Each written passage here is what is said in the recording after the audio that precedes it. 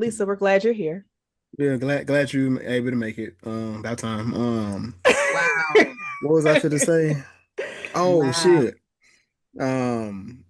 So at the top, I did want to bring out, well, mention, you, me, and Tuscany, because I don't know if y'all seen the discourse and whatnot. I did share it into the group, but um, basically, the success of that film Yeah.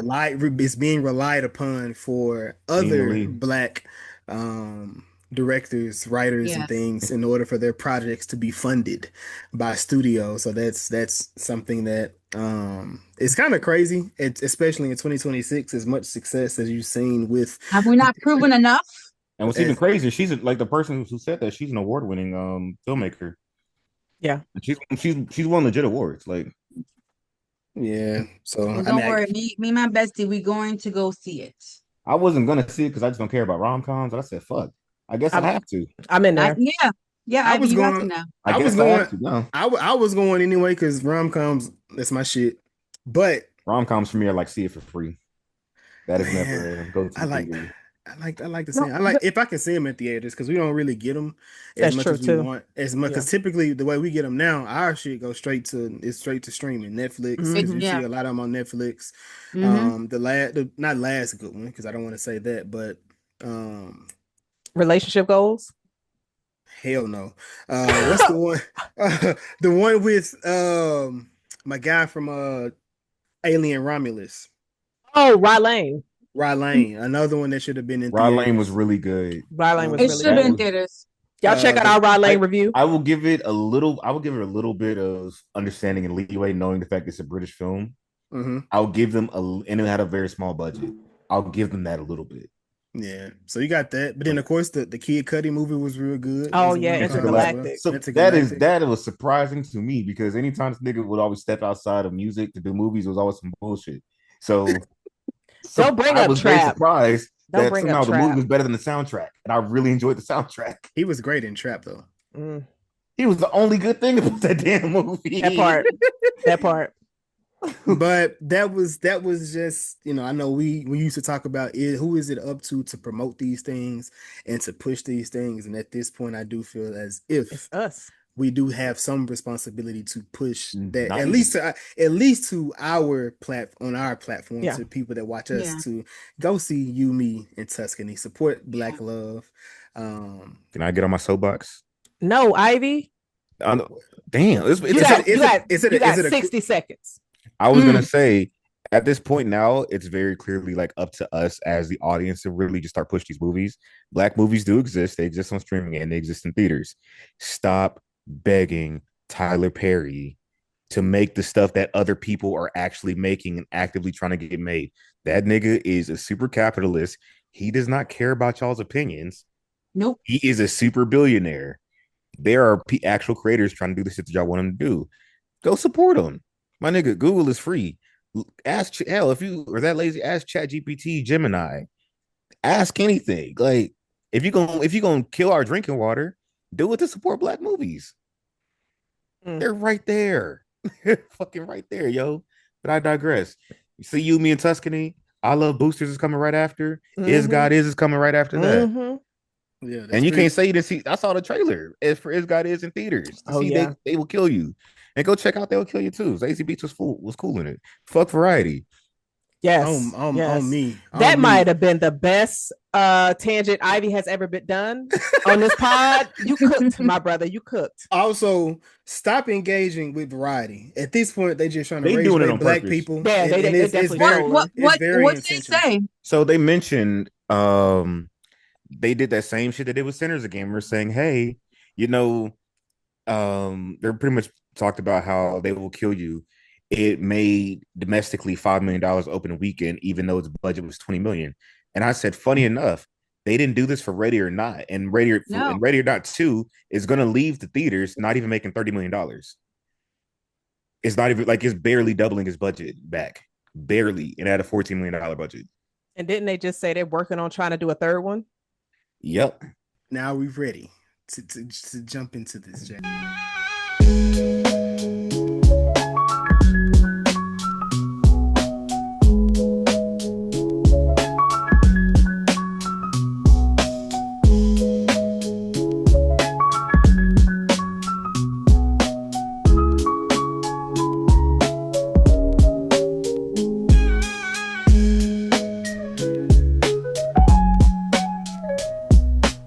Good evening, good morning, good afternoon, whenever this episode finds you. Welcome to the Was It Good Though podcast about movies, TV shows, and Scream.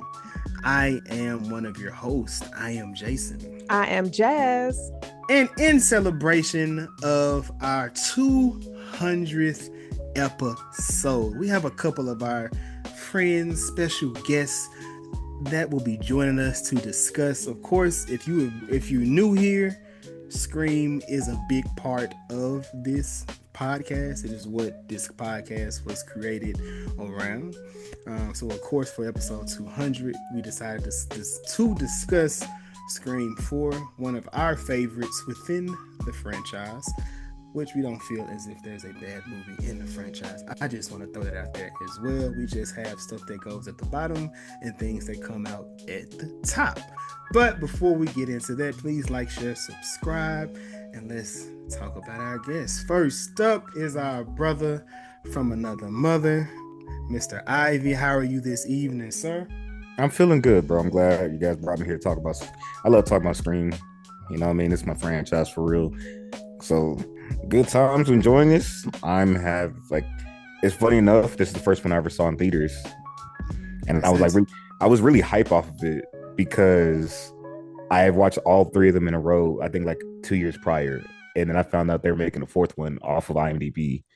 So I counted the days down to this one. So that's dope. I'm glad you had a theater experience. A lot of people was kind of late on them, not me, but everybody got to catch them when they catch them. Let the people know what you got going on, where they can find you, if you have anything that you would like to share with the people, sir. You can find me at @IvyNoCarter_ on Twitter. I'm not calling it X. The Ivy Films on Instagram, and follow me on TikTok at Ivy No Carter, no underscore at all. I like to post a little weird content. I like to post my record collection. It's just sitting back there. Just do something. I'm getting in the process of getting myself out there creatively again. So I need to get more comfortable with posting. So I found just let me post my physical media. And also I am for a few artists who are up and coming, well, not upcoming, they're like really trying to get off the ground. I'm shooting a lot of content for their socials coming in the next few weeks. So when we start putting those out, I will start linking all of them to you guys. So Nice. and you got to start somewhere. Absolutely. Nice to. You can self adjust and adjust it as you going with it. As long as you begin, that's the hard thing. Starting and keeping consistent with it. Yep, it sure is. Especially me, I never was keen on the idea of shooting music videos. But in the city that I'm in, there's a lot of artists kind of trying to break out. So I was like, hey, I pretty much came up some few of them I know personally. It's like, hey, they're trying to shoot stuff. They're about to pull out some weak ass iPhone fucking 16. I said, dude, I have like a whole freaking camera equipment set and all this stuff. You're my homie. I will shoot stuff for you guys like for free. Just because I also want to kick it with y'all again. That'd be to work on the friendship, but also get you crapped up as well, man. But also joining us tonight, it is Miss NXG Global Productions, Miss Real Movie Lovers, mother, soccer mom, football mom. Maybe it's football and soccer. I don't know what league. I don't know what she doing right now. Miss Lisa, how are you this evening? I am good. Thank you for the introduction. I'm just rocking my little Scream shirt. I had to come through with that. And I'm chilling. Glad to hear it. Let the people know. Well, this is I don't know how many back-to-back moments you've had with this podcast, but this is another back-to-back episode. You did 3P like Jordan too. I guess it's he did two, two for three, but you know what I'm saying. At least let the people know where they can find you and what you got going on currently, man.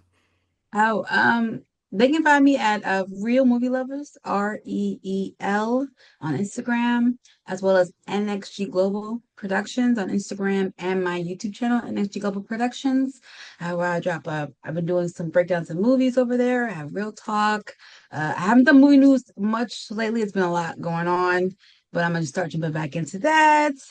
And Season 1 of my show, The Zombie Chronicles, is on Tubi. It's a drama comedy, so it's yeah.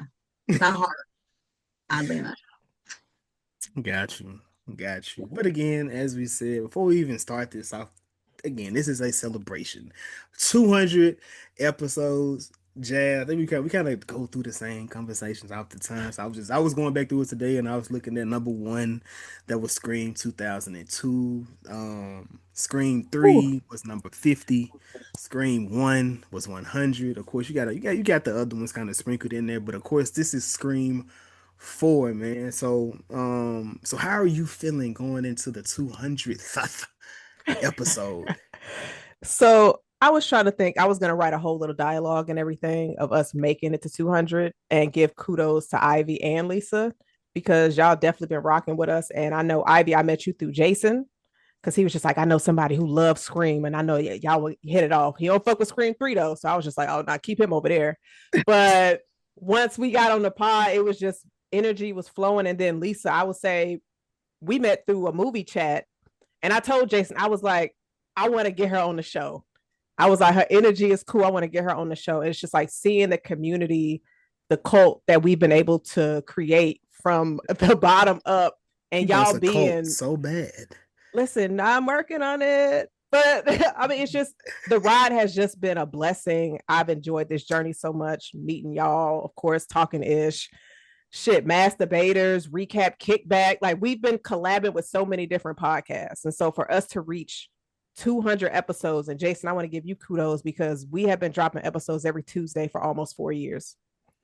I tell you this all the time, and I'm going to continue to say it. I would not want to have a podcast with anybody else outside of you, my brother. Even though people reach out like, "Oh, Jazz, let's do a pod."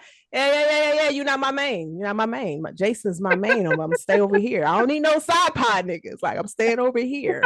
This is where I'm at, my brother. Like when we in sync, the shit just flows so well. I love you, and I thank you so much for always accepting any kind of ideas that I have for this. So thank you. That's my speech that I was gonna give for y'all tonight. No, I appreciate that. I appreciate that. What you got, Ivan? I was gonna say, truthfully, congratulations to y'all. Like, I have been in y'all's shoes where I'm doing radio shows where I'm like also recording on the back end doing and turning to a podcast, coming home from college and doing it just me and my buddies till the pandemic, 50 episodes in, because one of them got really sick. And then I'm revisiting and picking it back up. I burned out. I burned myself out and I tapped out at 107. So genuinely, congratulations to y'all. That shit is like very fire and phenomenal. So and I'm happy to be here too. Like I rock with y'all niggas. I fuck with y'all niggas. Y'all be, you know what I'm saying? Like I fuck with y'all niggas for real. Yeah. And y'all give me an outlet to just talk because I'm done. I'm retired from podcasting. Basketball too. Like it's a lot of energy and work, and my mind just somewhere else is just creatively different. And at some point, I'm like, damn, I can't do a gaming channel. I can't do a sports podcast. I can't do a movie podcast and work on my book and work on film. No, I have to just adjust my priorities and just say, yeah, I got to just let this shit go. I got to give it to the people like y'all who really love just talking about movies. Yeah, you gotta lock in. You still enjoy talking about it, but I think your direction is a little bit different now. And it happens. Sometimes you just figure out something, you're doing something, and you go a different direction with it. With this, it's still for me, at the jazz too. I can say for jazz too, because we be doing some shit. Like back in the day, we used to be on it'd be nigga, we done been through some shit together. But it's like at this point it's still that passion, that fire, that desire to even want to discuss or even looking at stuff that I want to talk about and different people. I feel as if this would be a nice mesh of people that we can put together and just different stuff and just going through just how we even look at finding movies that we want to talk about, whether it's something that's brand new and this is like we just got so many that we can't cram it in and just again jazz taking creative reins in moments and saying hey we should create these type of things because her just having the forethought of, hey, this is all these different shows. Yes, people gonna like them, and our thing was never about what people wanted. It was always what we wanted to talk about. And then it's just, hey, we talk about it anyway. Shit, why not do an episode or do X, Y, Z? And we've done different things from live podcasting to live chats and live chat podcasting on the internet, to go into different channels, going different avenues. And like I said, just bringing our flavor to different episodes, and hopefully in each one of them, it has a lasting effect, because at the end of the day, I do want to leave something, an imprint, wherever I go, or of course wherever we go, because that's I think that's what it is. And then of course, however we land on the name is always going to be something. I know Ivy hates when you say the name, but god damn it, it's a cool ass name, nigga. It is. I ain't gonna lie. So it's a cool name, and it works and it works for everything. It's a cool name, but I hate running gags and running bits. We gonna It's like run that, and then plus shit. dad jokes. It's just like those things just like get under my skin so bad. Man, What? say it again. What you mean? What name you don't like? Like if you say the title, he don't like when you like say the title type. Not like we're just saying was it good though, but like just say if you use, like if I was just using If was Ivy it good is just though. like, I just went to go see Super Mario, And I give you a whole spiel about how I felt about a movie, and Jazz be like, "Was it good though?" Cool. I'll be ready to throw a shoe at her. He never answers, and I'm like, all right, you said all that, but like, was it good though? And every time I just never respond, I just did. I be eating. He closed the app. Anytime I want Ivy to close the app, just ask him, was it good though? I'm like, I'm out of here, y'all. But like I said, but it works in so many different formats. And like I said, I'm still trying to figure out the music thing, as far as just doing something with music. Like I said, we've had episodes, we talk about it. But of course, that's still something that I still really care about. Just when I hear different things, just like my mind just be running so much. But even just like with the podcast. So again, thank y'all for coming up, showing up when y'all do show up, when we ask y'all to show up. Thank everybody that's still listening to the actual episodes. Jazz, I appreciate you for everything. Like I said, all the episodes that you edited alone before I learned how to do editing myself, and help pick up and take some of that responsibility off your plate. Whenever you feel as if anything is too much, I believe you have learned to trust me and bring that to me in those moments. You just said I got trust issues. I mean, you're not lying. That's what I heard. But I love you as well. I appreciate you for everything that you have done, everything that you have shown, everything you have brought to me. But again, more time. I don't know, let's put years on you, but we're gonna run this bitch till the wheels fall off of it. So I appreciate you. Again, 200 episodes for Tuesday. We well beyond 200 episodes. Yeah, I think we're at 262. Yeah, we're well beyond that many things of content that we released, but 200 podcast episodes have been released on Tuesday, every Tuesday since June 14th, I believe. But yes, Screw, you want to take a shot? Seriously, for 4 fucking years, dude. For 4 years. I ain't never missed. Well, I've missed one Tuesday. Jason ain't never missed a Tuesday. You on some South Park shit, like no, because at some point, like even because I went solo at some point, I had to record episodes in advance and shit. Like we've try to edit it. We've recorded in advance. We've doubled up. We've tripled up. We've done so many different things just to make sure everybody's mental has been okay, or making sure everybody can make sure things are good. And like I said, as long as, like I said, our communication is pretty well, and we have different channels or outlets that we have that we can put stuff in, so we know what's going on. But at this point, I kind of know Jazz's tails, so I know when to let Jazz be Jazz, or when I need to check in with Jazz. Which would you say? Which would you say? I'm letting black men talk. Don't omni-man me.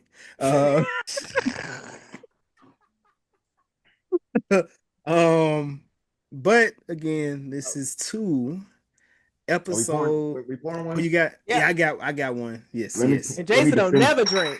I know I'm not smoking right now, so I'm I gotta have some type of little bit of advice.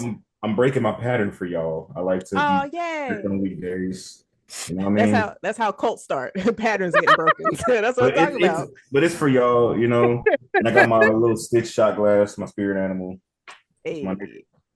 But again, man, 200, 2 more episodes, 2 more, and I wish everybody the best, moving forward, and whatever endeavor that you want to get into.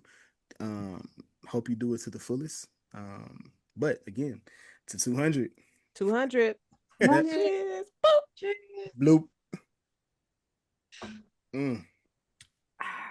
Don't make it no face. Just take it to the head. That's some good agua. I mixed mine with lime juice, the sweet lime juice. I'm getting old, man. Tequila don't hit the same way it used to. You know it's strong when you got to chew it. You be like, damn. Okay. You start kissing your teeth like you pop. Oh. Ooh, yes. I don't even know where you would like to start with this film. I mean, because like I said, we've done them every which way. Ooh. I do know where I want to start because since Ivy and Lisa was not able to join us for our Scream 7 review, I know they have comments that they want to discuss. So for anybody who's listening or watching, if you have not seen Scream 7, fast forward 15 minutes and we'll get to Scream 4. Think they'll go that long? You think the writer's gonna go that long? Jason, yes, they've been talking about Scream for almost a month. So I'm like, yeah. So if you haven't seen it, that has been one of the most active chats that we've had. But that's been so much. Bank. That's killing it. Listen, it's killing it right now. It's just like four. Yeah, what boycott? Yeah, it's going crazy, pissing a whole lot of people off. Tight shit. But okay, so yes, we do have a Scream 7 episode. You can definitely go back and listen to that. But Lisa and Ivy, we wanted them on the episode, but they had things that they was doing, so they were unable to join. Lisa not being able to see the movie until she's seen it. But you know, we are here now talking shit to discuss. So I was like, it came out Thursday. We drop on Friday. We got lives, and and I got kids too, Lisa. I'm an active father. Since that's what we want to talk about. Not you wobbling your head. Fight back, Jason. Fight back, Jason. Talk to him. What's the hashtag? Dad gang? Yes. Come on. Man, we here too. So, I want to give you guys the floor, to express your grievances, or maybe express how happy you were with the success or with the film or Scream 7. Ivy has the mic in his hand, so I don't know if he wants to go first or not. Oh, sure. I'm not gonna lie. Could the movie have been better? 1,000%. 1,000%. But knowing the situation, I'm happy with the product, truthfully, because there's a world this movie straight just gets canceled and they kind of just go back to the drawing board and just figure that shit out later. It's successful. It's fun. Kevin Williamson, the writer, at this point now, I think he's washed writing wise. Directing, this has some of the best sequences, period, in the franchise. If it was just better written, nigga, I'm on board. The concept of burning down the Stu's house thing, I think that's fire. I think the fake out for the life-size mannequin, that's fire. Like, it has a lot of cool shit that really just works, but it's just not pieced well together. Yeah. It's like a flock of sheep with no herder. Like, it's just a bunch of moving pieces that's just not doing anything like interesting. But it had potential to be a really interesting movie. Yeah. I'm just happy this was very successful to the point we're getting 8. And I want to get a follow-up movie. I don't want a movie that's tied to the Carpenter story. I don't want it to just completely still keep flowing with the Sydney thing. I still want to see Sydney, but it's like these movies don't need to be super, super doing this anymore. This is cool for what it is. Now we can just move forward. We got whodunit writers. All we need is just Ryan Johnson. Ryan Johnson to be a consultant for it. That would actually be kind because because Poker Face is his show. It is. So it's just like, hey, and also he was on I think he did something weird. No, they said they filmed a scene for Scream 5 where he actually did a cameo for it, where he was supposed to be like defending him doing Stab 8 and all that shit, because it's supposed to be parodying the Star Wars. It's parodying him doing Star Wars. So he was actually filmed a scene for it. It's like, hey, Fuck it, just bring him in. Just bring him part of the movie. If you want to bring back the whodunit vibes of Scream, cool. Because we got the meta, we got everything else. We got the kills are still creatively violent. Jesus fucking Yeah, Christ. How to kill homegirl was insane. yeah. They still get creative with the kills, sick bastards. The kills were definitely good in this for Oh sure. yeah, she's been. That's another one to add to your list, Jazz. Who? Hannah McGrace. As far as people that's working, they didn't make She's some. 19 and she's one of the like she's the upcomer. Yeah, she's the next. The next it girl. At least they're propping her to be that. Yeah, they're because she's about to play Daphne and the new Scooby Doo show. Oh yes. Oh, oh. She was like in the last 3 or 5, like 3, 4 movies of things I watched from last year to now. So like she kind of cooking right now. She She's did in that. She She's in did the that. last Ghostbusters movie too. Oh, McKenna Grace. McKenna Yep. Grace. I said Hannah, but yes, You did because McKenna I Grace. searched Hannah. I'm like, who was Hannah? But Lisa, what did you think about Scream 7? It had a strong opening. Set the tone in the beginning very well. Mm-hmm. I enjoyed Sydney coming back. I mean, who wouldn't, right? And the next generation, her daughter. Jason, because he's a see, hater. This is the Seeing Ned how Campbell fan account, so you can miss me with that shit. see how her how she has raised her daughter, how her experience, her trauma, like I like how they did that arc where it was like she realized in protecting her, she had left her open. Mm-hmm. She wasn't prepared. Like she's like, I want to be strong like you, mom. Yeah, you gotta loosen the reins for that, you know. The killers,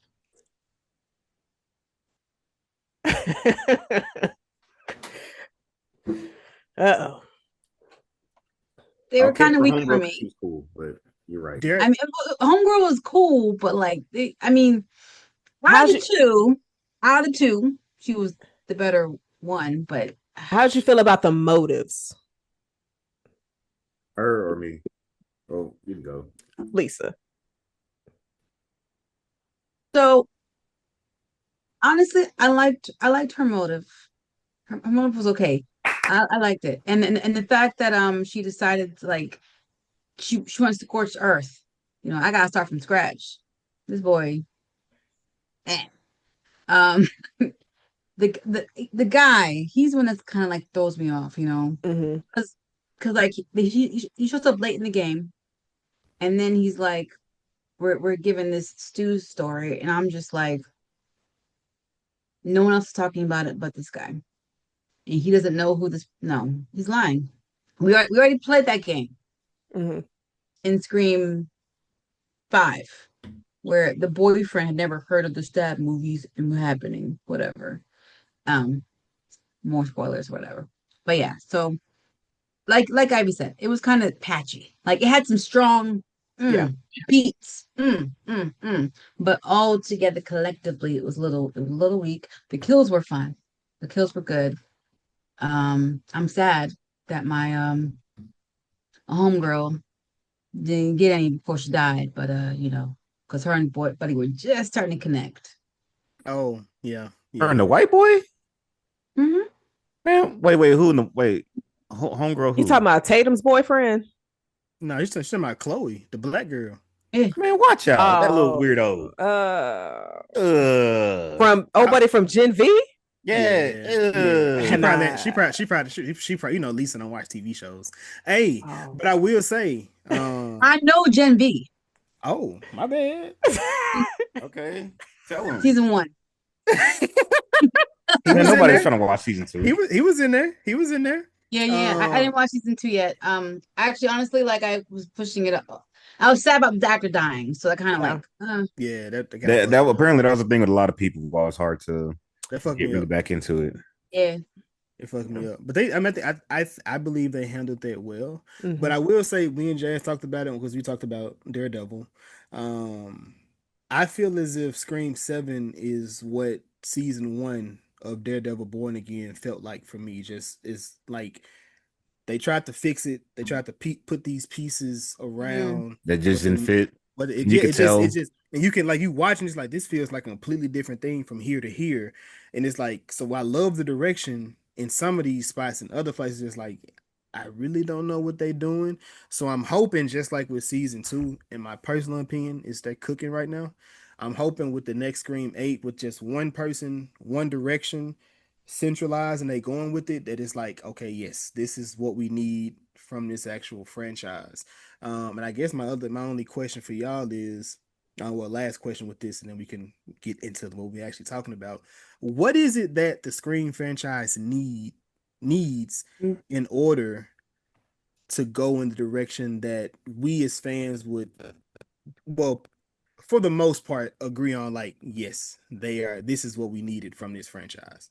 I was actually telling Jazz, I was like, hey, I've been working on some ideas for like my own version of Scream 8 just for shits and giggles. And I was like, hey, if you guys would allow me to present it to y'all on an episode, that would be great, you know? So the things that I wrote down in my mind, because hey, I be bootlegging. So I got Scream 7 already on bootleg. So I was watching it like a madman, just trying to really see what works and what doesn't work. And this also off the back of me watching everything else. And this is not a reboot or nothing. Keep everybody currently that you clearly know the audience really likes in a clear visual that you do need to go with. Sydney and Gail can stay. I don't think, unless you narratively make it work, that they should be killed off. Well, Gail probably could. You should never kill off Nev Campbell. That's not happening. I would work through an idea of getting the twins together with Tatum and making them just straight up trio. Truthfully, I like their dynamic as a trio more than I like the Carpenters with the twins. I like that a lot more. I think you need a brand new setting completely. We don't need to do, because the New York thing was, while setting wise was cool, it was just kind of another version of Scream 2. Scream 2022 has a lot of elements of Scream 1. Even 7 has elements like, oh, this connects a lot to 4.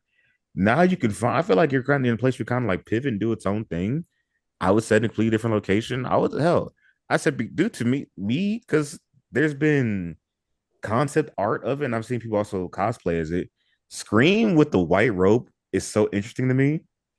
I was like, hey, you could set this nigga in the wintertime and have it all take place in one night. Jason wants it in snow. Like, he's been asking for that for years. And Ghostface in a clan suit. Come on, Ivy. And make it like he's a ghost. Ivy, stop. He would not turn Ghostface into a clan member. He would not have. This is not a clan hood. He would still wear black. No, but Ivy said white. Ivy said white. Right? See, it's because I've seen concept art and like actual cosplay of like of him in white, and I was like, oh, this is actually really interesting, really cool, and also knowing when they initially did do the Ghostface idea, they wanted it to be in white. I was like, okay, that's kind of a cool idea. You can make it work specifically if you did it in snow. I think that's really cool. And again, have it take place in one night. I think that's so much cooler than us dragging the story for days. Because we're being realistic, especially if you lean into the killer being younger, there's no way teenagers are getting away with this for days at a time. Maybe in the 90s when all because y'all niggas was just latchkey kids in the 90s, essentially. Like, maybe then it works. Hold up, my boy. Hold up. Don't be taking shots at us. What the fuck? Wait, sir. I was latchkey kid. Tonight. I heard it. Latchkey kid. I heard it. But so my thing is with that is if you try to do everything in one night, you're removing a lot of the elements that it normally has in this film. So them trying to figure out who it is, and like you're it adds your window. It adds a sense of urgency to it. But because and so many times when you watch, not as much as with the first one as it is with sequels, at some point it's like they're feeling like there's so much downtime that you don't feel like, hey, niggas are kind of picking us off one by one and we're not being as urgent enough about it. I guess if you do that, you're turning Scream into a film that normally latches off of Scream ideas. Yeah. It will turn itself into, again, Scream at the end of the day is a whodunit meta slasher. That is a very whodunit thing having to take place at night.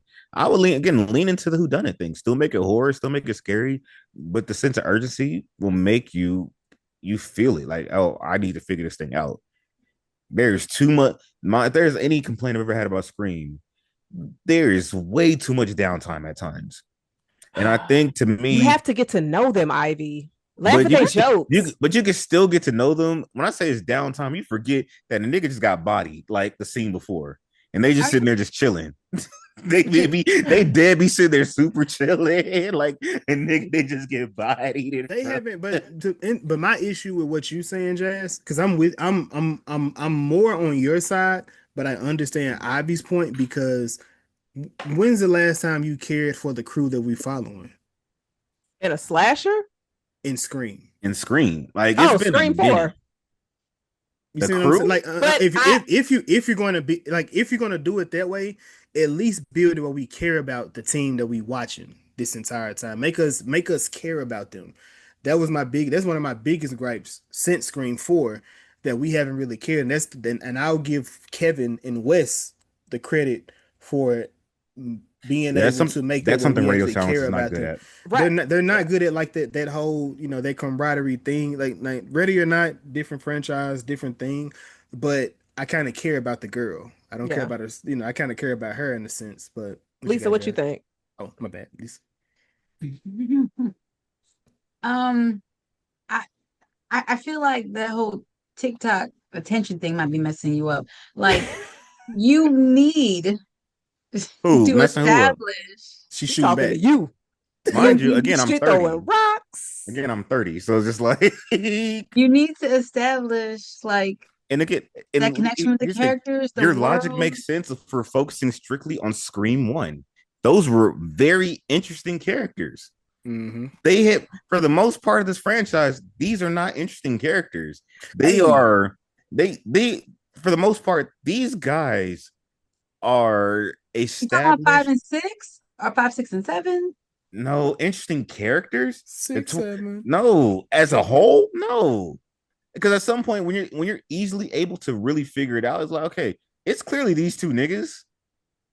You're not doing that great of a job of one, establishing the character, and two, giving solid red herrings. If you're doing it that's how you really establish characters in that sense. That's why when you see Randy running around all bloody, you see Billy collapsing down the stairs, and they're leaning you to the idea, hey, this really might be Sydney's dad. There's a good chance this is really Sydney's dad. That is an underrated element in that movie that we don't talk about. They put you down that path so bad, and when it's revealed, you're like, oh shit. Scary Movie kind of ruined it. So most people saw Scary Movie before they saw Scream, so it kind of ruined that idea. But that is something that cannot be that. Not saying that can't be recreated, but they haven't done a great job in doing it. 6 might have gotten the closest because there was 3. But again, you just know, like at some point you kind of just figure out and you just know, all right, it's not them, it's not them, it's not them, it's not them. And because these are all for the most part one-dimensional characters. There's no real interesting things about them. Like, and I was gonna say, and it can still be done because Thanksgiving is a slasher, and I think they did an amazing job with the crew, the cast that you got in there. Like, I cared about them, but it also established who they were, and it also had smart victims, but also a smart killer. Where you actually had the way it was like, god damn, like because we talked through it like I said, the act 3 kind of got kind of wonky, which I'm not gonna kill them for what that was, but for the most part, that movie I was watching like, bruh, I don't know what's gonna happen, who it was, and then by the time you figure it out, it's like, ah shit, they got me. Kincaid. That also no spoiler alert or nothing.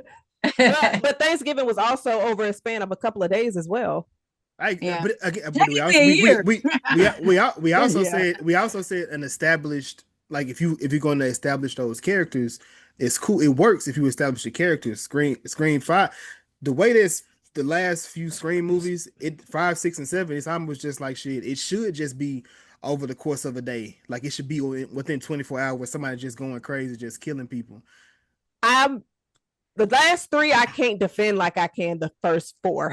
So and here's the thing, I'll give you Yes. that. From a character that's standpoint, where I'm at with from a it. character standpoint, the first four are probably the most interesting. Yes. 5 through 7, yeah, like when you're looking like 5 through 7, they're just clearly textbook characters. And I was thinking, I went back and watched all the Radio Silences movies, even going back to VHS that they were like really part of. They're good at spectacle, they're good at visuals, they're good at the grimy, gritty look. I think they knocked it out the park with Scream 6 in that aspect.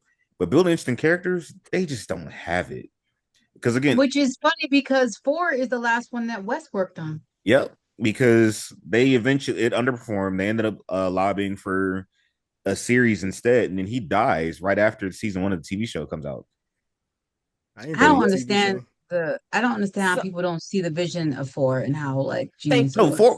Genuinely, I would say 4 is cool. It's just that fucking filter that pisses me off so goddamn bad. It was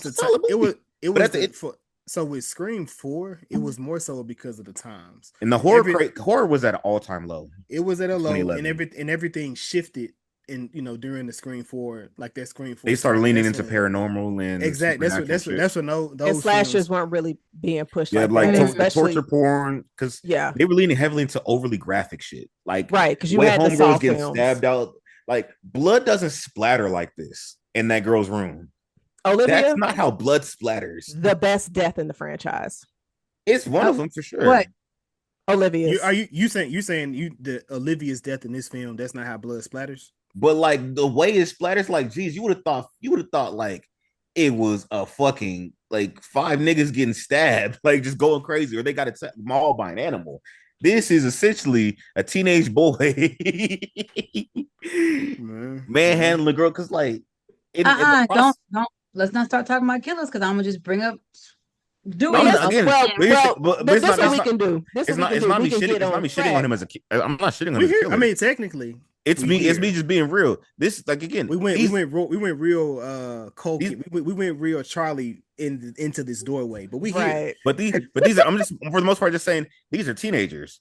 They're kids. Like they are.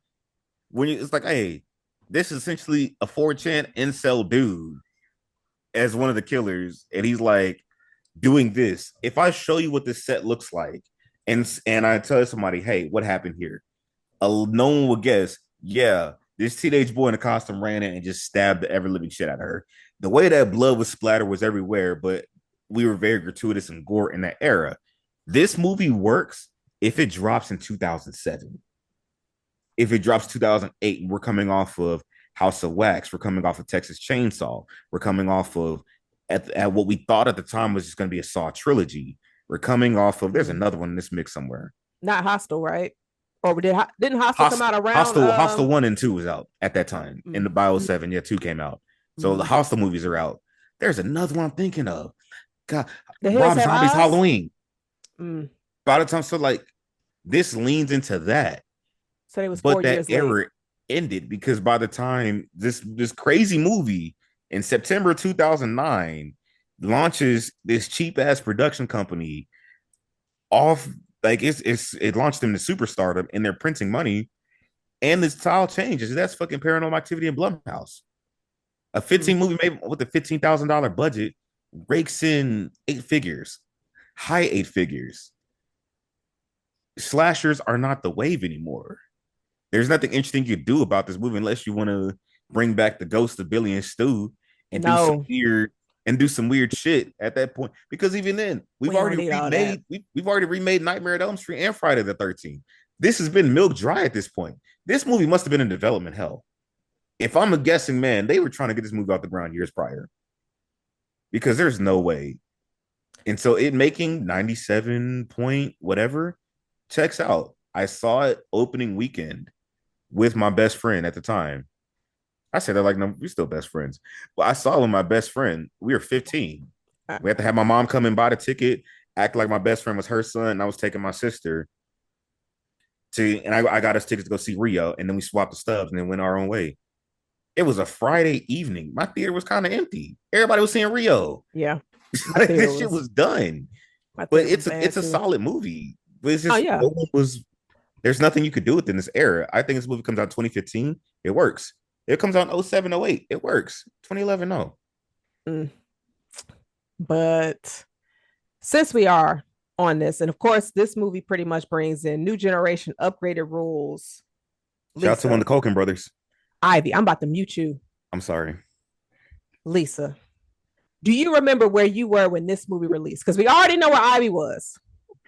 You remember where you were when this movie released, and were you able to see it in theaters? Movie theater. I was in the theater. I'm not missing watching a Scream movie in the theater. You ain't have to sneak in like no real niggas did. I feel you. I feel you. You know what I mean? You know what's crazy? I've never snuck in a Scream movie, and my first one in theater. I mean, I never snuck into a Scream movie. I mean, Scream 2 was my first one. I didn't sneak into that one. How old was you? Like 8? Had 7. To be. Who took you? I was 7. My That's granddad. Crazy. Yeah, no, you saw that black woman get killed on Scream. Had a I'm the only person death in the world. I'm the only person in my family that likes horror movies, so like that was not a thing. He didn't go with us. He just dropped us off. He bought the tickets. 2 hours. He bought our tickets, and then he just dropped us off. What ghetto theater was y'all going to? Because they saw our baby face asses. I need to see somebody. See back then they didn't really check stuff like that. That became a thing when kids began to get a little bit too rowdy in theaters. In the 90s? I don't think I've ever not because of a rating. I've never snuck into a theater. Now I've watched a movie and then walked into another movie, made a double feature, but I have never snuck like, oh, you know. Have you ever made a triple feature? Hell yeah. Nah, I ain't have time for that. Hell yeah. When I go to the movies, it's a block. And I'm gonna see. Jason just did this 2 days ago. From 11 to 8. That's why he's asking. He didn't do this when he was young. He did it 2 days ago. What? I did it as a kid. Hold on, Jason. Jason did it with the beard that you see right now.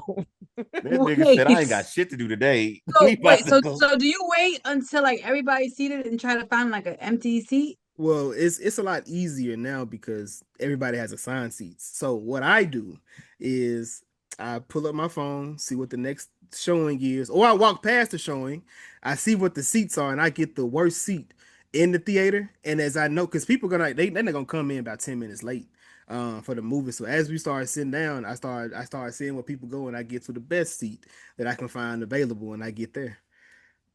So yeah.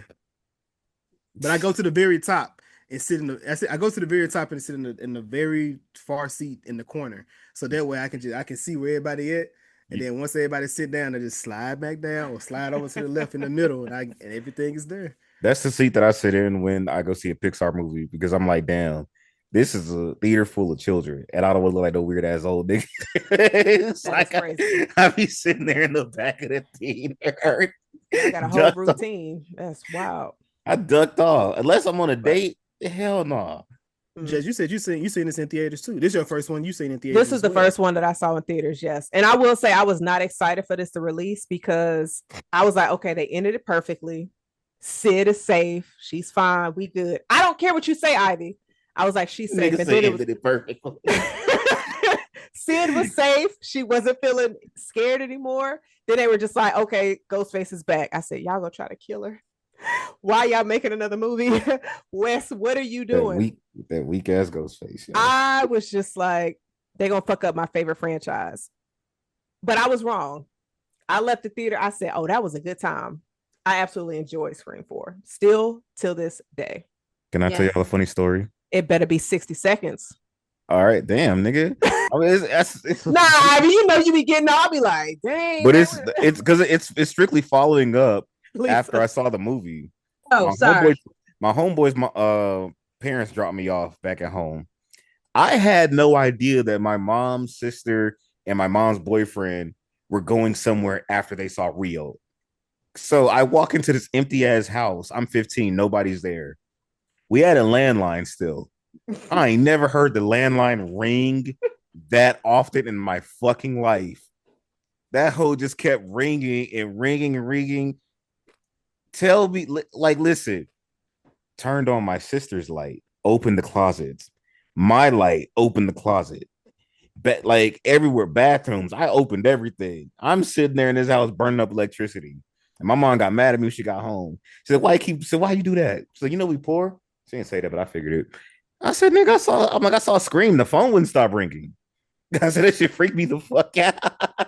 After seeing a Scream movie, And the phone won't stop ringing and you're a teenager? Man. You thought she was out of here? That helped because I'm just sitting there chilling watching TV. I be in the theater mad at the yellow filter to go home scared as shit. Boy, because I saw somebody get their insides ripped out. They pulled a Conquest before Conquest, and you want me to be normal about it? I love that. Olivia had a great death. Oh my God.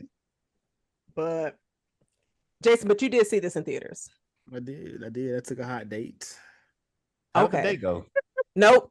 We could talk about that later. We get to this movie. I don't care about that date. No offense, my brother. I'm just like, he ain't got started on the movie yet. I'm like, what is going on? Nope. But I do want to ask you guys, because I think a lot of people, when they're hating on Scream 4, they always hate on the introduction. Mm-hmm. That's the worst part of the movie. You think I so? disagree. That introduction was the funniest fucking shit in my fucking lifetime. That compared to the other films, is this in your top 3 of intros? Mm-hmm. Let me think about it. The best is it in any of y'all? I'm really thinking about it. The best intros one. I don't care. Outside of the shock of 2 the first time, I didn't care. I don't care for the intro for 2. Wow. I don't care for the intro for 3. MAGA. I think the only intro to me that could really rival this one is probably 5. All right. 5 had a really good intro. I agree. It's probably Scream 1, 4, and 5. I believe Roger Jackson did his best work in 5, in my personal opinion. Easily. His best work is in 5, in my personal opinion.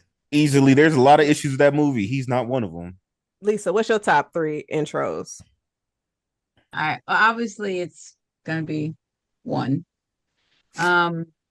And I'm gonna have to give it 4 as well. I'm sorry, like I really enjoy it. It's yours. Have it. Okay, we'll fix this then. Okay. No. And then, and honestly enough, oddly enough, I will say 7. As much as I get brief, the idea of it being to the point where now it's like a tourist attraction, it's an Airbnb. Again, you have the whole like live action one, and then the switch out. You're a robot. Like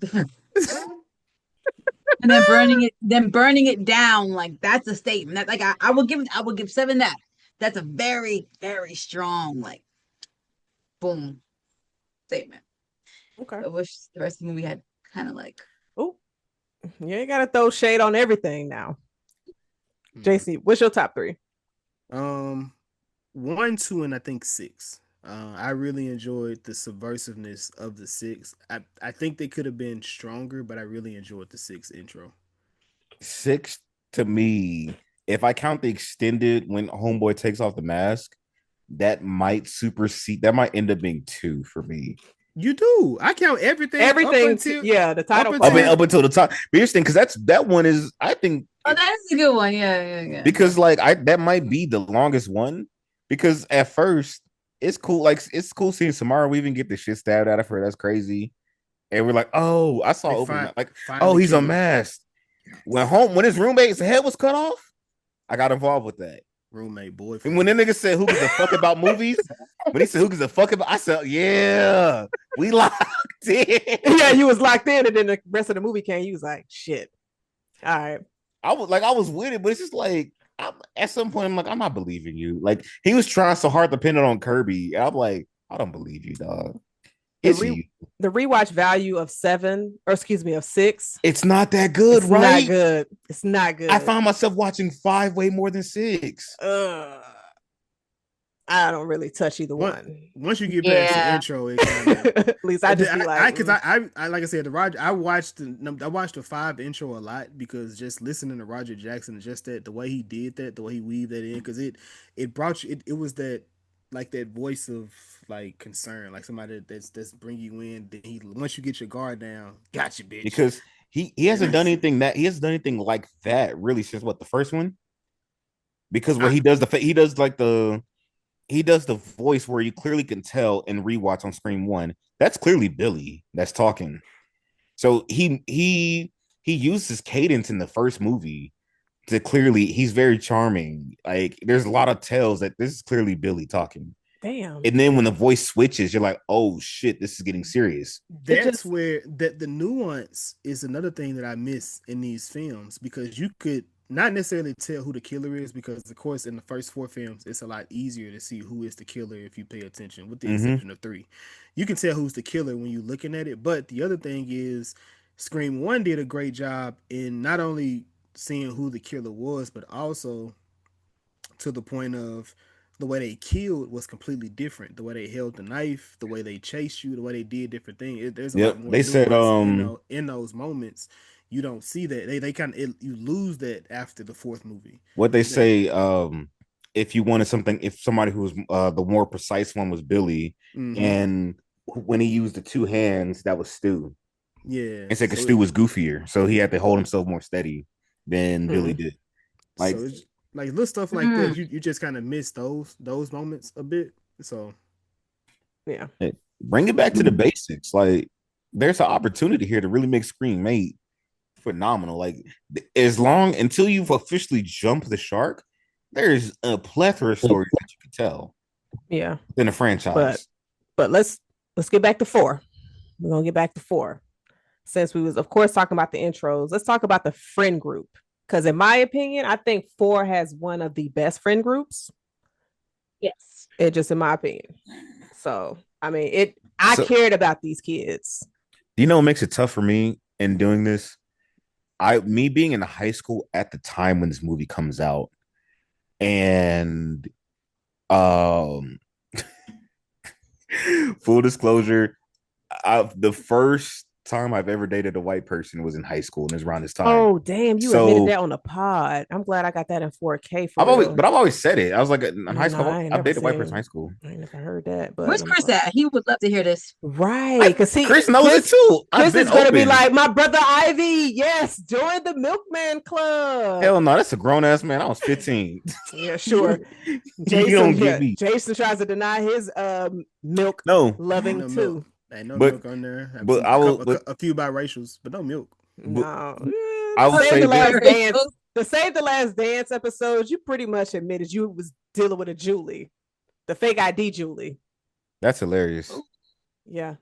Huh? But I think the hard part about me really attaching myself to these characters is because that high school that my girlfriend time went to was an all-white school. And they all act like these weirdo MTV superficial ass teenagers. Teen Wolf was very popular at the time, and it just fits here. And it's like, I just get such cringe. Like this is late era millennial cringe, like white teenagers. So I don't connect with them at all. I try. I think the one that I really do like the most. Until they pull the rug from under us, I liked Jill a lot. And who's the nigga that was live streaming? Robbie? Yes. Robbie. I liked him. Everybody else could kick rock show. You ain't like Kirby? Damn, I be forgetting Kirby. Yo, I don't know. Because it's because like Hayden Panettiere is like 27 at that time. I'm lying because she's not that old. But she was clearly the oldest out of all of them. So I'd be forgetting that she's like the teenage. She has a fucking punk haircut and fucking a leather jacket sleeve rolled up. I'm like, I'll roll up and you ask, hey, can you buy some Black and Mild? Can you buy some Gar so we can roll up some weed? Like that's this is stuff that Ivy thinks about when he is looking at the friend group and screen. remember I told you when we did what's the show? And I was like, hey, I judged children based off of how would I feel about you if you were in my classroom, if you were in my friend group, if I was stuck with you guys. See, they look so for me so I was in college at that time, but now that look they look like they were seniors going into college. To me personally, they all look like that. They all looked older, For sure. like that new crew that was going to come in. Were they in their senior year? They were probably I would- juniors. I was I have thinking to. probably juniors. I assume either junior or senior year, but But you know they looked, a bit. remember, that was the era too where all the teenagers in a movie. That was the era where all the teenagers in a movie, you could always assume they were in their early to mid-20s. So you kind of just have to Yeah. suspend your disbelief and just be like, hey, if they say they're 16, they're probably 16. Yeah. I can't say anything about it. Shit, look at these kids today. Shit, them niggas look 30 and they be 15. No, I don't know. That shit, I know. I be at my The niggas school. do, I for be sure. at my daughter's school like, oh my god. It's something in the food. Shit, I know that All the Chick-fil-A, hormones. The That's why all the niggas about to start losing their hair at 22. Damn, that must suck. But Lisa, did you have a favorite friend group out of the franchise? Honestly, this one outside of well, technically in the first one, it didn't feel like a whole big group. It more felt like just Sydney and Tatum, them two, and then Randy, I guess. But like this one, I agree with has the strongest. Like 4 is my second favorite movie in the franchise. Like spoiler alert, like 4 is my second favorite one, like hands down. Because the second one, I wasn't really vibing with the whole college kids. Like I enjoyed the movie. 2 was good. What I'm saying is like I wasn't like connected to them like that. And then in the third one, it was actors, not really friends, just working, co-workers, if you want to say that. Lots of fun. But again, I'm like, oh snap, okay, next. But here, I really felt it. I was like, okay. This felt more like 1 again. So ain't nobody fuck with the friend group from 5 and 6? Here's the issue with them, right? Here's the issue with the friend group from 5 and 6. They look like people. It's funny. That's how I know there's a bias against 7 because everybody kept saying this friend group was nothing. This friend group was this, and that. They're just a less screen time version of when we got introduced to the niggas in 5. It was Jenna Ortega and friends. I didn't know who Cuba Gooding's I didn't know who Cuba Gooding's son was. Technically, she wasn't around them. She was like away from the whole friend group the entire time. But their whole thing is like, but she was for 5. I think for 6 she came when it kind of like But even with 6, it's just like at that point they're clearly making we're the core 4. We're the core 4. I said, okay, damn, Negro, I get it. I think what they were doing is they were really trying to set everybody up for heartbreak in the third movie. That's just what they were just aiming. That's what they were aiming for the entire time. Kill the loose ends, build this core. 6, you scare the people, make them think they're gonna die, and then in 7 they were gonna kill everybody. Which is which could likely be a thing. That was so dumb. You can't, but you can't. I don't think you should build your movie upon killing people in the third movie. Like that's just kind of crazy. Because you never know if you're. And it's the same thing I was told y'all when we did our screenwriting for television stuff, and it always applied for movies as well. They said treat every project that you're doing as if it's going to be the only one. As if you're going to find out, hey, we're not moving forward with the next one. You piggyback off of what you had previously, and you treat the next one as if that's going to be the last. So you could tie everything up the way that you should. And if you get another one, okay, all the stuff that we put in place that could happen, we can move forward. Mm-hmm. Because I'm just like, hey, and what's the point? We're trying to suspend our disbelief so bad. Tara's been through some shit. She somehow gets away scot-free. Sam is Mrs. Plot Armor. She is the horror version that the way that niggas be talking about Daisy Ridley in Star Wars, that's Sam and fucking in the Scream movies. Don't get me started on that nigga. That and Dewey's what? Dewey's nephew was the new Dewey getting stabbed up every damn Randy. movie. That was Randy. He got shit stabbed out of him. Nephew's the new Dewey. Yes. Me and my girlfriend at the time, we watched him get stabbed. We were about to cry. We were like, they're about to kill this nigga in front of us for real like this. They should have. And when he rolled out and said, how did you survive? Yo, this nigga, yeah. My nigga. Do it because they did do it like that in Scream too. Like, bro, come on, man. rolling out take this nigga out. But Dewey didn't get chopped up like Chad. Chad got cut. He was all up against the glass getting stabbed. But it was like this. And then that was just three pumps. Chad got They going on ham on that dick. Yeah. And the they there. double blade white. right. They sped it up, and then Mindy, they stabbed that bitch and then brought the knife up, and she's somehow still sitting there. And she popped up at the edge and said, "Oh my god, I know the killer is. Bitch, get out of here. Like, why are you still alive?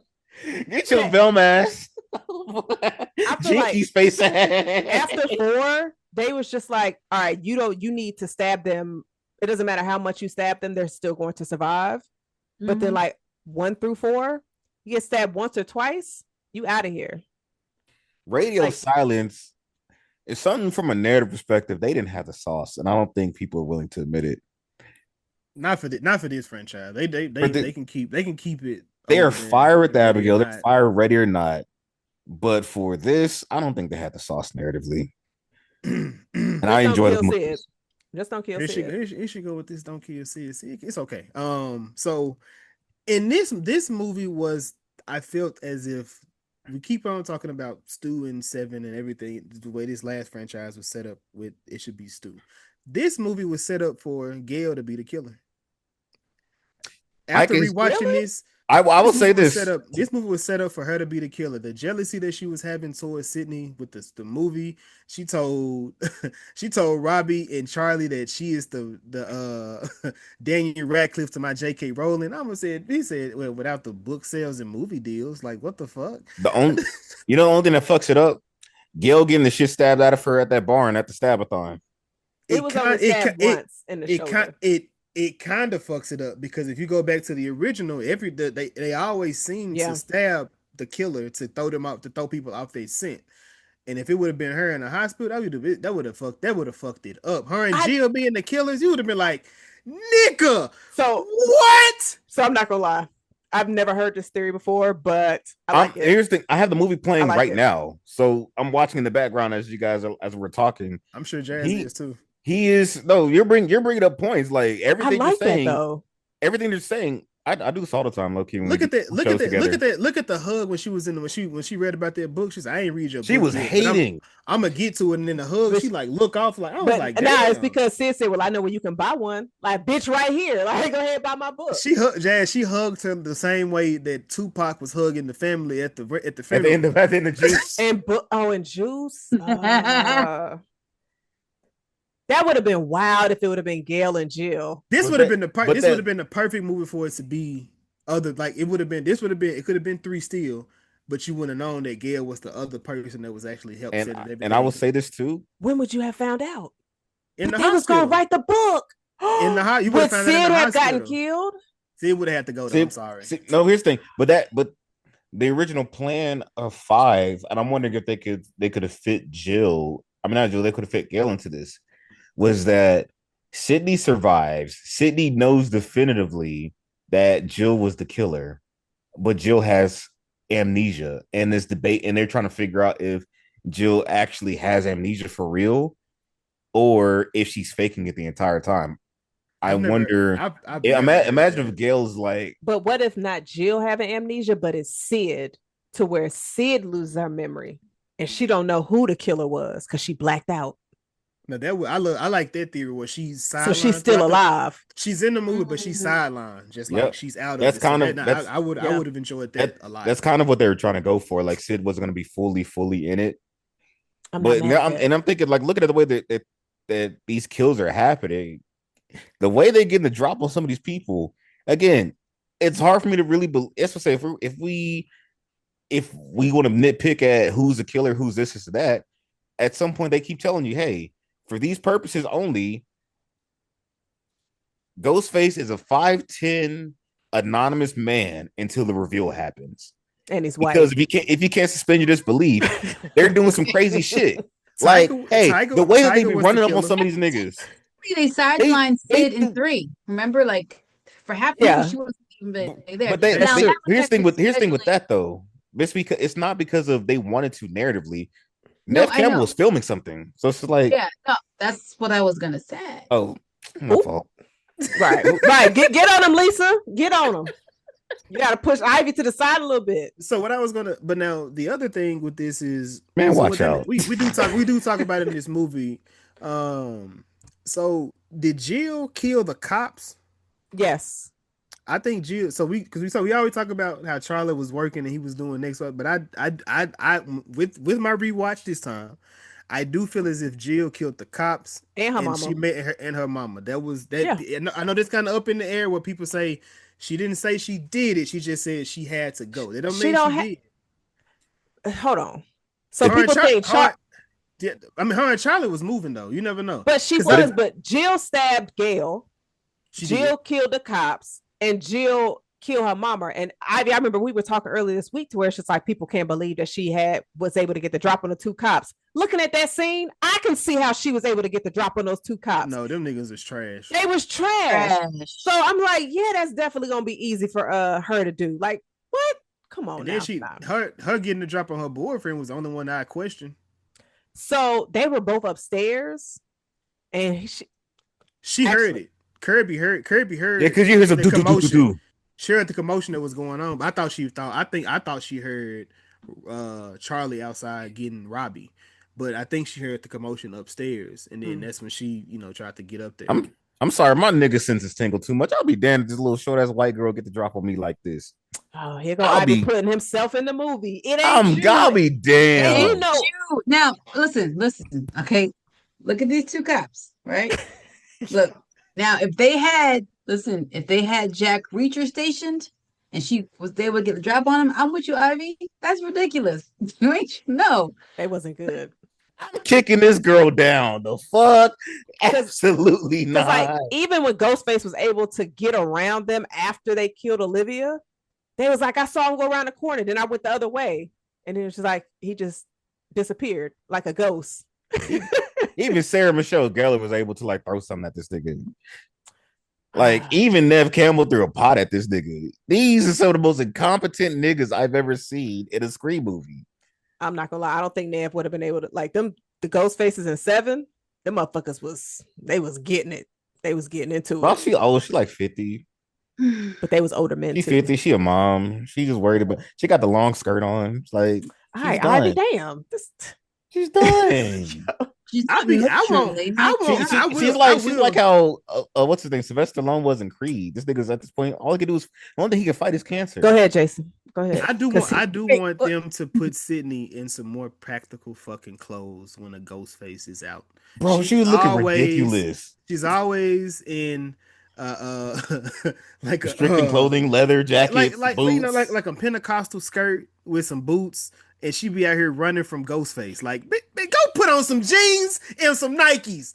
Put your sneakers on, Sid. It's time to run. We need to be moving. She always. You did not say Pentecostal skirts.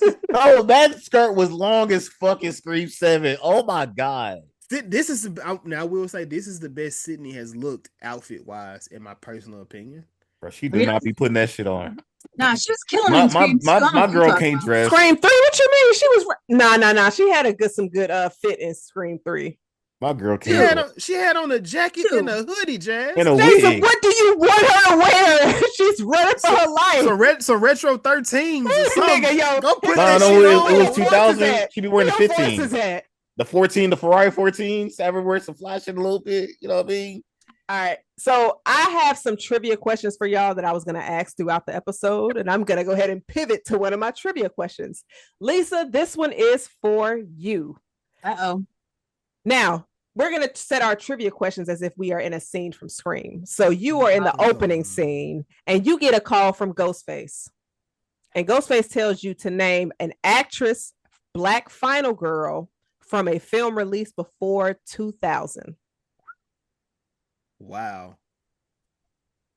I got it. Wait. Don't say that, Ivy. Wait. Shada Pinkett. All right. From which movie? A Demon Knight. Yes. Tales from the Crypt, Demon Knight. Okay. Good job. Good job. You got something different, Ivy? Yeah. Who you got, Ivy? I got Brandy and fucking I Still Know What You Last Summer. Yep, that's a good one too. I mean, you also had Angela Bassett from A Vampire in Brooklyn. Niggas in my house killing me. Oh, Urban Legend, the Loretta Devine. Yeah, that's another one.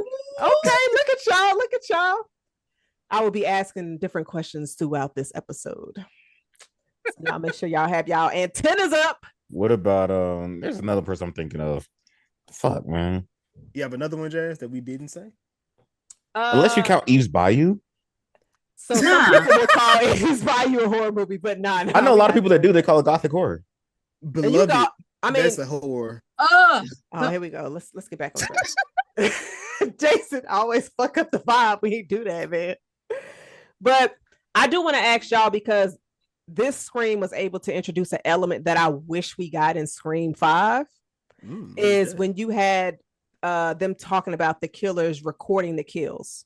I thought that was a really dope element that could have been used in Scream 5 to where it's like, oh, they got to up the ante. So you're recording all the kills, and they recorded everybody's kills. So obviously they didn't get to upload it, but I'm just like, did that detail make Stab 5 to where that could have been something that they could have used in Scream 5 to where it's like, you kind of starting your own story, but you're using elements from the previous film. I thought that could have been dope.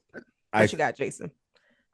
Jason. So that I feel like because that's when like the webcam thing became a really big thing at that point, and I do feel like that is where Scream is the strongest because they take elements of things that's going on in the real world and they put them in this meta commentary horror film for people to indulge in because one, you can feel it because it's something that you it's a lived experience for most people or an experience that's coming. I think this movie was a bit ahead of its time with everything that they're doing because everything that Jill is I Show Speed, it's Casanat, it's everybody that we dealing with at this point in the world because everything must be streamed. Everything they do has to be seen.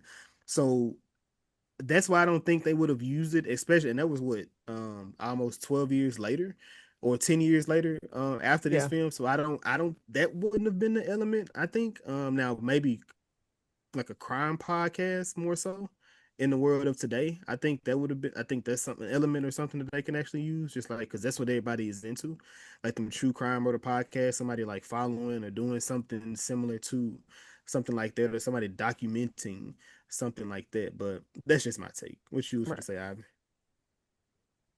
So as someone who was in high school and during that social media era, this is what they were kind of going for. Is it was strictly just wanting to be famous. That's what there's always like a little meta commentary around what society is at the time. It's like we're kind of in the not the birthplace of like social media has been a thing, but social media is like this is the incubator period of what we are now 15 years later. Like the idea is constantly just going viral. Any regular person's life can be changed overnight, but you're just not getting money off of it. And there's this fun fact. There's this thing that Robbie's shtick was inspired by. Do you guys know what it is? No. So there's this thing that was called Justin TV back in 2007, where it was essentially at the time it's now we know it as IRL streaming. It was called live casting. And this guy named Justin, him and his tech buddies, they literally live streamed their lives 24/7 for about a year. And the site grew, it racked up a lot of popularity. Do you now know what that site turned into? It turned into Twitch. Huh. This still like it wasn't even Twitch yet when this movie came out. This was so far ahead of its time. You can't do this element in Scream 5 because at some point then you're just too behind. Mm-hmm. That's how I feel to say. I feel like you would have been behind. You gotta, because typically Scream is ahead of it, or they putting you up onto something that, because that's what I feel, and that's also where the last 3 movies kind of fail as well. They don't put you up on game, even though this last movie did a good thing with AI. I mean, it could AI and parasocial relationships. Yeah, it could have really went there for me. You know, y'all, and I get why people enjoy the motive in number 7. But you got kind of close to 6 though with the misinformation in Reddit. When they started pushing a little bit, but it wasn't heavy on it like that. But they didn't super Trump stuff. But they didn't really. They went on Daredevil level with it. That was my issue with I think 6 at the time. I was like, they didn't really explore this the way that I would have liked them to. It's fine. It just would have been nice. Yeah. But as far as like being Scream still is topical. I don't Well, think outside of just them just going super meta, I don't think the radio silence versions really did this justice. Like Yeah. this was cold. because Yeah, they I give because them with credit. This was this cold.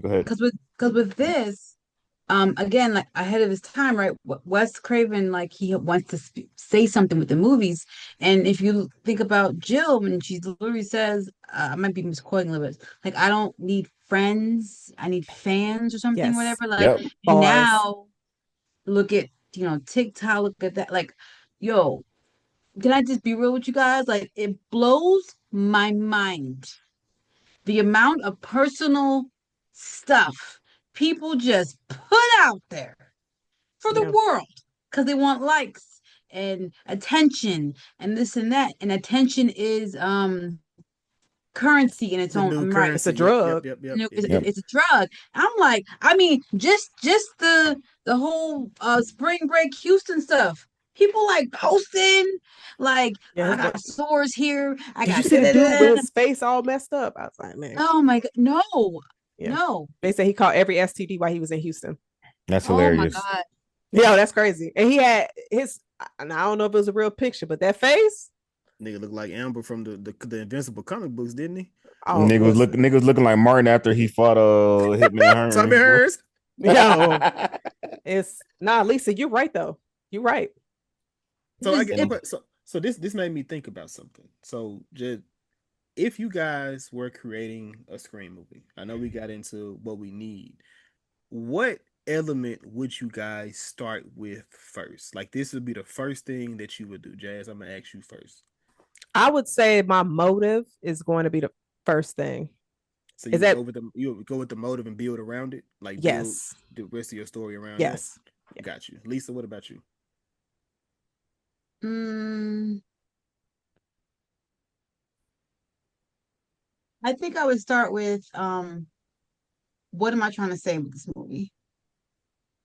Okay, I I think that but that's what made me think about the question when you said Quest he wants to say something whenever he makes a film, and I'm like, that actually that yeah. because I think last time I said motives, but what do you want to say with technically with the motive is probably what I want to say. Then you can actually build whatever it is you want to Don't trust around that. nobody in your friend group. That's what I'm trying to say. And I'm gonna show you why you shouldn't trust nobody in your friend group. Man, I wish Well, they and see, in this last movie they could have played more into that as well, where they have them so scared of each other, but it wasn't even them. It was the people I think around them. it's just they were trying to reset. Yeah, yeah, That's what nah. 7 was. Their focus was to reset. And Reset is kill everybody. Let's make the best out of a bad situation. Yeah, yeah, yeah. That's how my I mean, relationships go. Ivy, what's your how are you starting your Scream movie?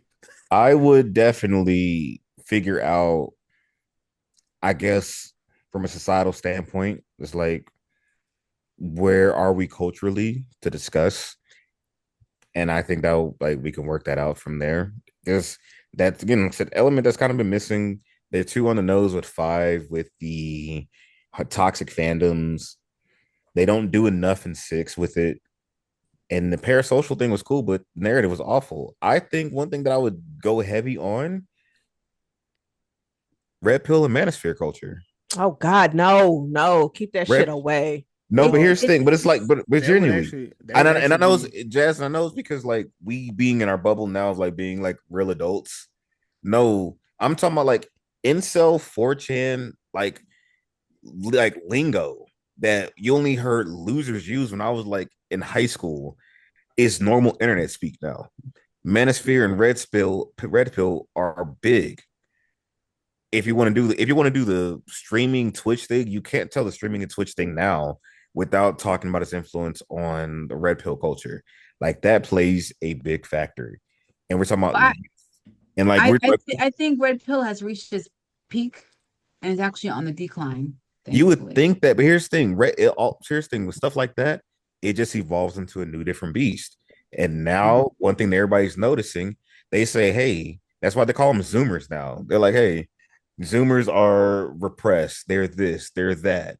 They're into the weird purity politics. They're afraid of sex. Like all this stuff that we're now really just like we kind of noticed it, but they were like teenagers in college years ago, so we didn't really notice it. they're functioning adults in society now. And you're like, oh no, this generation is very fucked up. Even people who I know, even people who are psychologists discuss them. They're like, yeah, them being exposed to all this stuff online, the way that they have been, we might be just like, hey, we might have a generation of people the same way that we're now learning what the true effects and like what autism really is or like what neurodivergence really is. They say, hey, we're now learning the effects of what creates essentially schizophrenia. They say, hey, no, legitimately, they're like, hey, there's probably a lot of Gen Zers that might have schizophrenia. That's due to the fact of them being so online the way that they are. And it's like they just being stuck and being online in this way that's affecting their brain. Is that why they're probably going to fall more for like AI robots than actual human interactions? This is the first generation that is, and this is partially late Gen Z, early Gen Alpha. This gonna be the first generation that's like dumber than the previous. There's a lot of stuff you could work with here. How can you fit it into a 110-minute narrative? I don't know yet. But if you want to see where society is at with whatever group of teenagers you want to go with, you kind of have to start with what the internet has done. And I think there's something here. Nah, that's very bleak and sad knowing that, hey, life shouldn't be this way, but it is. Yeah, that'll be very interesting in a film. But I have my next question, Jason. It's for you. All right. So you've already had some murders. Anthony, Helene, Chris have all been taken out by Ghostface. Yeah. So how long there? How long do you wait to throw a party in their memory? 2 hours, 5 hours, tomorrow night. I'm a bit of a planner tomorrow night. Okay. Make sure you have a good party for them. We're gonna go out with a blast. Go out with a blast. I'll make sure Brittany is there. I get that. You forgot about Rhea. Lisa. No, she's not gonna come. Oh, bring Britt to the party. I don't know where this is going. Lisa, were you able to hear the question? No, I missed it. No, you're good. All right, so you had a few folks get snatched up by Ghostface. Anthony, Helene, and Chris have all been taken out by Ghostface. Oh, how many hours later do you plan their farewell party? 2 hours, 5 hours, or do you do it tomorrow night? I need a few days. Oh, no, because we're in Scream universe right now. So the party has to happen immediately. Oh, okay. Tomorrow night then. All right. Okay. Ivy, how long you taking to throw the party in the Scream universe after some friends have been murdered by Ghostface? 2 hours. All right. Ivy said, get the party going tonight. Let's get some drinks. Let's get in a room in a house to where Ghostface will come kill us. Because never let your enemy know your next move. I don't want to give them any time to prepare for nothing. And I'll be like, it's somebody. I'm like, we have a mole in our camp. It's one of y'all. on some Martin with the fake stuffed dog. It's one of y'all. Let me ask this then, since it's 4 of us, who do you think the mole would be? So who all got killed? Helene, Anthony, and Chris. Nigel. Here, us 4. Damn. Okay, then Jason. Because I think Nigel's the killer. I feel that. So Jason is suspect number 1. Lisa, out of the 4 that's on here now, well, obviously 3, unless you want to say you're the killer, who is your number 1 suspect? Although Ivy has the whole Randy thing going on where he kind of breaks down everything, letting you know, I think something snapped. He gonna pull a Ronin. He's just gonna be like, I just make my own movie. Yep. And that's one of his favorite screams. Nah, it's like Amber. They had to redo Stab 8. Man, no. Mm-mm. But Jason? If I had to pick, it's Jazz. I get that. I get that. Her motive would be her feet pics wasn't selling. Wow. That's crazy. What, to kill my friends because my toe content ain't selling? Wow. I gotta make it big somehow. That's wild. Oh, but then after every murder, I would put one of my toes in the picture. That's disgusting. But Jason, I do want to say something that we discussed during our Scream 7 conversation was Sydney's having a daughter by the time this movie released. Mm-hmm. Now, I tried to defend that situation. You know, my cape was on. But after rewatching, Sid ain't had no kids in this movie. Even her publicist was just like, Sid ain't even getting laid. So it's like, did she have a husband and kids? She's like, you ain't getting no dick. Right. She's not getting any. But also, Judy, because in this film, like, where was... Didn't have a son either. Right. So they probably was like, well, ain't nobody say nothing about Judy and Wes in Scream 5. So maybe we can do the same thing for Sid in Scream 7. Because Judy was out here trying to get in Dewey's draws. CEO sucks, Mr. Bitches over here, Dewey. Mr. Bitches. That nigga getting... Well, hey, she was Lisa, hot. She was. They take him... Lisa, they be giving Dewey love. He had Judy out here making treats for him. Because Judy would have had to already had him. Because it would have... Because 11 years old. Yeah, 11, and they were like, what, 16, 17? So he would have to be in kindergarten. Like, so that means from a preferential priority standpoint, she can't be the one that's doing night watches over... She can't do night watches over like families that's about to get murdered. Because I was curious about that. I was just like, well, how old was Wes? And then when Jason brought that up, I was just like, well, Judy didn't have no kid in that movie either. And I see why I say they were picking and choosing about what we want to hyperfixate on in 7. Mm-hmm. That's what I meant. Wait, in 5, she was she had the twins in 5. Right. Well, because she was pushing a double cart. Yeah. They just never know the daughter, which logistically, if we're being let's be frank and quite honest. If we're being very logistic and everything, it makes more sense that she is on tour. Probably not mentioning the fact she has a little 2-year-old. Because again, she's an author. She and they don't talk about her personal life much. Versus, hey, this is a cop about to risk her life while she has a 6-year-old at home. But also, we never mentioned the fact that, hey, Sam is the product of a love relationship. The year before Billy got with...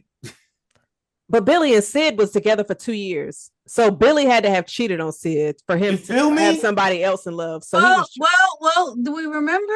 Sydney wasn't even ready to go past third base. Billy was like, I'm gonna get you somewhere. But you got a whole hoe in love with you? That means Sam Mama knew he was in a relationship. Like everybody knew Sid and Billy was together. Yeah. So that's why I said she was a side. She was a side. She was. She definitely was. But it's not saying that. It's also me not saying either that the Sam thing is like out of the realm possibility. No, it's in the realm possibility, but I'm not gonna hyperfixate on the idea that a 2-year-old didn't exist in Sydney's life when Judy also has a child, right? And Billy had a whole fucking daughter. And I was there. I'm not gonna let niggas do revisionist history.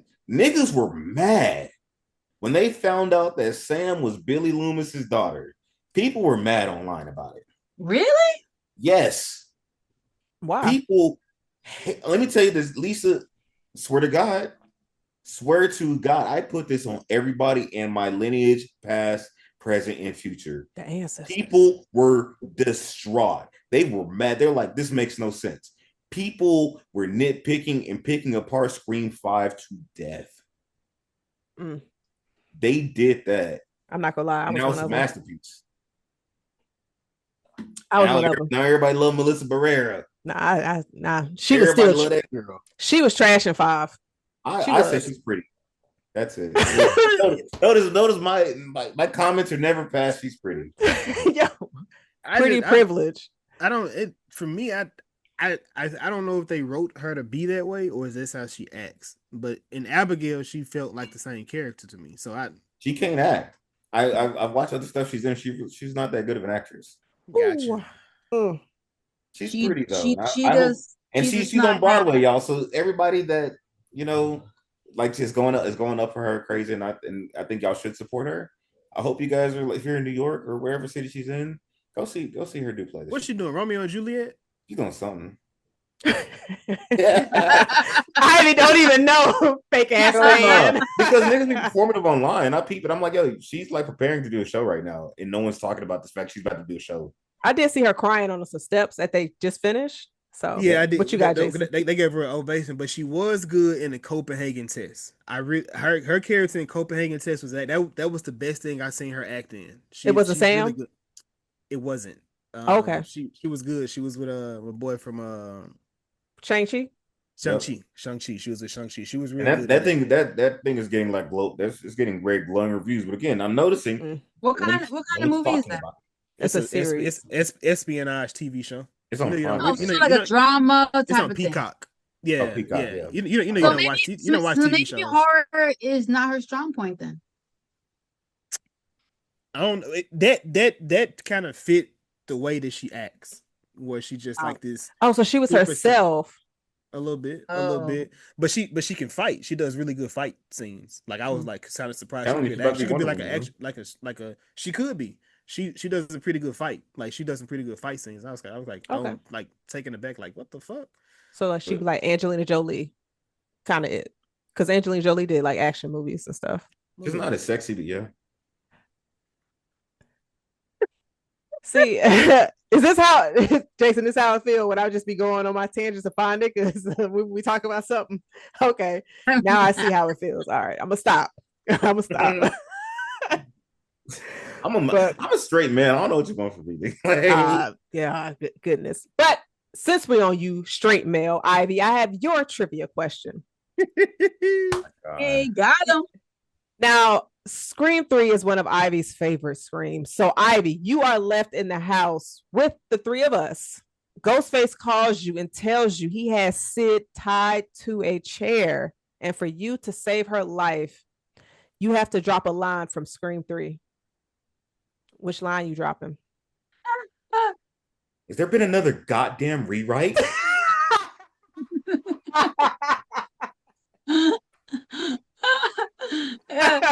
Hey! You know what I'm going with? What you got, Lisa? The movie was Stab. The movie's called Stab. He was stabbed. That was the funniest shit. That is the funniest line. That is my favorite line in the entire series. I don't know how you could hate this movie because there's so many fun lines in it. It was a good time. It's stupid. It's so okay. Scream 3 was so much fun. It was so much fun. It's because I also want to see violence. I don't want to see no fucking Jay and Silent Bob, a cameo. I don't want to see Carrie Fisher. I don't like, this is not what I want to see from a Scream Carrie movie. Fisher was a really good cameo though. That is a great Scream 5 callback. You have to remember, I watched all of these movies on an iMac in 2009, back to back, sitting in an uncomfortable chair. So it's like, I'm really into one. I'm getting involved with two. I said, okay, it's not as good as one, but I'm fucking with it. Let me see what 3 has to give me because I'm 13. I think usually you get excited for the third movie. It just had nothing that I wanted from a Scream movie at all. They had to tone down the violence because of everything that was happening around that time. I understand them having so many leaks and all of that. Like, I can't even imagine being on that staff and they just like, shit, y'all, we had another. And this was delayed. It was supposed to come out in December of '99. Yeah. Like, it was a lot. I respect it. I respect when the production. I'm not gonna put my cape on for the production of Scream 7 and then like just say, fuck you, Scream 3. No, I'm not gonna do that. That's how I think you're saying every time I bring up Scream 3. I feel like that's what you're saying. But the Scream 7 still gave me what I really want to see from the franchise. Like, hey, I want to see great spectacle. I want to see great kills. I want to see great visuals. Like, that's what I really come to Scream for. And Scream 3 just gave me none of that. Scream 3 gave me the worst killer reveal ever. Stop it. We're not there yet. Ever. We're not talking. But go ahead. I'm pausing there because I'm not gonna go on a tangent because I Because can I'm kill it. just like, no, But we're not I'm doing gonna let no, you. I'm gonna pass the rock back to you. not doing any disrespect. I'll set the But screen for you. I'm gonna give you the give and go. I do want to talk about how we were introduced to not only Sid's cousin, but Sid's aunt, who also seemed to be a little bit jealous of her sister Marine. A hater. She said, A well, I got hater. scars too. It's because she got niggas. She had niggas, bro. That's why. That was a household of very sexually repressed people. Jill was getting cheated on by her nigga. But she was still getting her some dick, but she was getting cheated on. I I think mean, like I listen, don't but white girl, especially brunettes, be feeling a way about blondes. That's white culture for like if you cheat, if apparently if your dude cheats on you with a blonde, that's it. That's like their version of light skins. They're like racially ambiguous girls. what? God, why is I'm Ivy giving keeping us it a white girl bean. cheat code? All That's right, that's how so they talk about blonde white girls. I don't be around white people like that. so I want to definitely talk about how this movie used certain elements from Scream 2 because you got another classroom scene of them talking about the new rules and that whole monologue. I absolutely love that scene because I was just like, I remember Randy was in class. That had me want to study film. That scene right there because I said, "Oh, you can go to school for film? What?" Sure can. Yeah, It was that's when I was really looking at going to USC and NYU. it was a good feeling. So seeing that in there, nope, Ivy, nope, hold it. But in this scene, seeing them talking to Sid, talking to Gail, of like, oh, these are the rules that the new killer could go through, and I'm just like, y'all, the killer could be in this room, and one of them was in that room. Was Jill not in there? No, she was not. It was the Rob, McCulkey boy, the little weirdo yes, nigga. Yeah. Kieran. but Right. what you think about that scene, Jason? I enjoyed it because you watching it and you kind of see, well, one, you updating the rules. That's been something that's been an ongoing thing since the first movie. Them explaining it, and of course, you still kind of stick with that, but then you update it to show what's going to be different in this film compared to the previous films that we received. So, like I said, then of course, them being able to live stream, it didn't matter who was in the room because they were probably going to be looking at it. Which if more than likely wherever Jill was, she was watching it. So yeah. Lisa, I got a question for you. When you first saw this, was Jill a character that you suspected to be Ghostface? No, I got thrown off for real. Because here's the thing. What they did for 5, you thought they were doing it 4.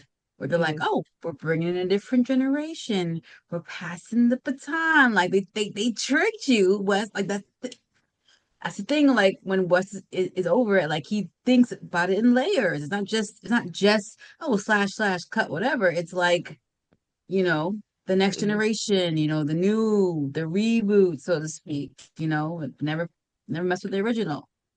So that was okay. I was about to answer a question that you put in the chat. So, Which question? who was your favorite? I think Ghostface review. Yes, with the parameters. I think it had parameters. It did. It did, yes. Well, we could definitely get to that question. And since Lisa, you brought it up, I will start with you. The question is, if you had to pick the best Ghostface based on only these parameters, their reveal, their kills, least expected, and the motive, who are you picking? Lisa, who you got? I'm going to be picking Jill because she has 1, 2, 3. She has 3 out of the 4 criteria, the strongest 3 out of the 4 criteria. Okay. Her reveal, the kills. I think there were better kills from other Ghostface, but like her reveal was wild. I didn't never. I don't think she was ever a suspect on my list. And her motive is very like ahead of his time now. Well, but at the time, like, Mm-hmm. it's not just about, I want fame. I want infamy. I want the book deals, the ads, the The success. collabs. Like, I want all of that. Gonna sound like Ronan. Everything you had should have been mine. Yes. Yes. Okay. Jason, who is just Ghostface? Man, it would have to also be Jill, in my personal opinion. But Billy would be a second running because with the movies prior to you kind of dealt with the same exact thing, but like she was the last one where you just kind of like, what? I did not expect that. Like that element of surprise was still a thing. And I mean, I feel like five was like the last one where you kind of like shock people, or if you follow it, of course, I think the boyfriend was the most obvious person, but it still was kind of like, oh shit, he's being this guy, in this. But yeah, nah, definitely Jill, cause the reveal, but then her almost getting away with it because most of them always get caught. She was like, no, we in business now, fuck that. And I'm like, yes, that's what I'm talking. What are y'all doing this talking for? Get it over with, fuck it. And it's just like, man, all right, bro. But of course the studios didn't like them ending it that way. I'm like, bro, that's what it is now. Like that's what movies are now. But that's me. Okay. Ivy, who you got as your Ghostface? Crazy. I don't even get asked about the new rule scene or nothing. But You said what? I didn't get asked about the new rule scene or nothing. But I got you. What?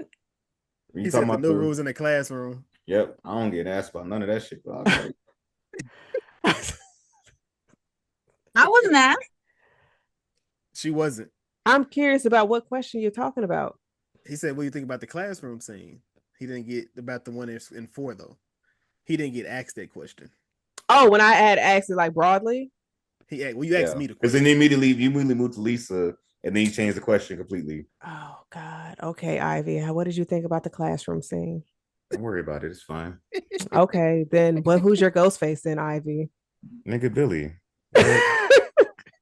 I don't care about Joe propaganda. Like the best movie is Scream, best motive, Billy, best kills, Billy.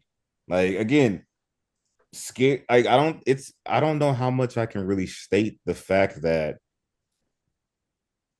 Scary Movie ruined the allure of what Scream really was, but watching that in a vacuum with no context of watching Scary Movie at all, they're really leading you like they do their actual real due diligence to make you really believe, hey, Billy's probably not the killer. Billy probably really does love Sid.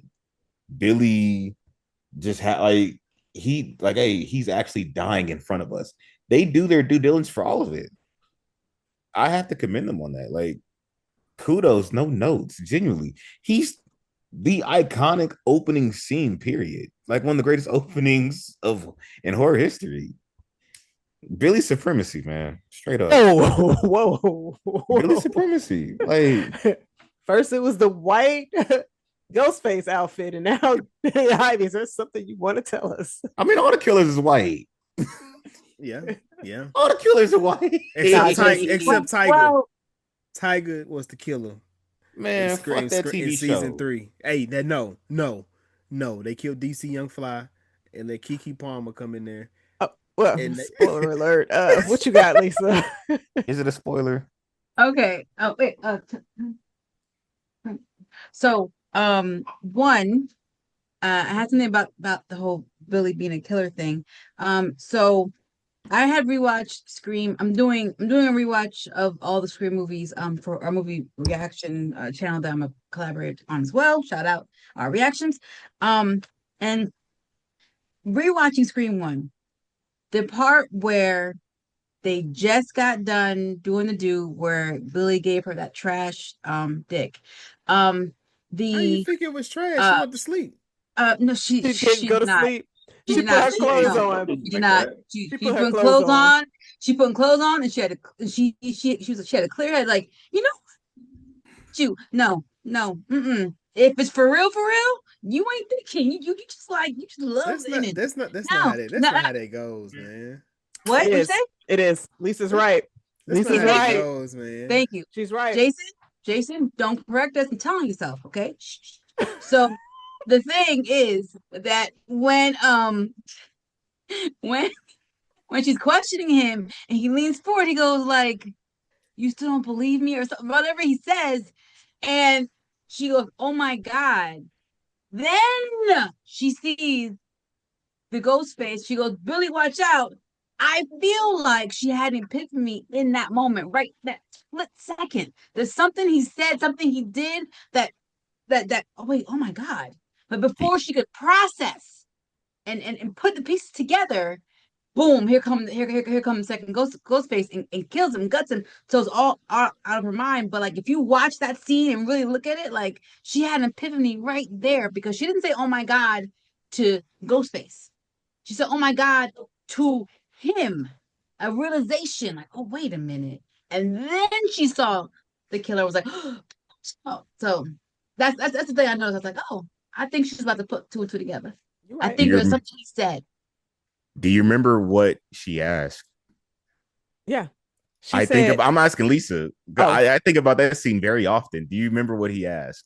What she asked? She asked, who did you call? Who did you call? And this nigga couldn't think of shit. Oh, I called my daddy.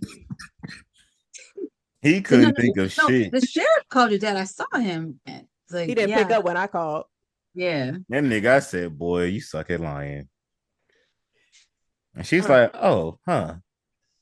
That nigga, hey, he must have had a signal. He must have had a signal to his lover because Sid Stu walked in a heartbeat, boy. Sid told him everything he did.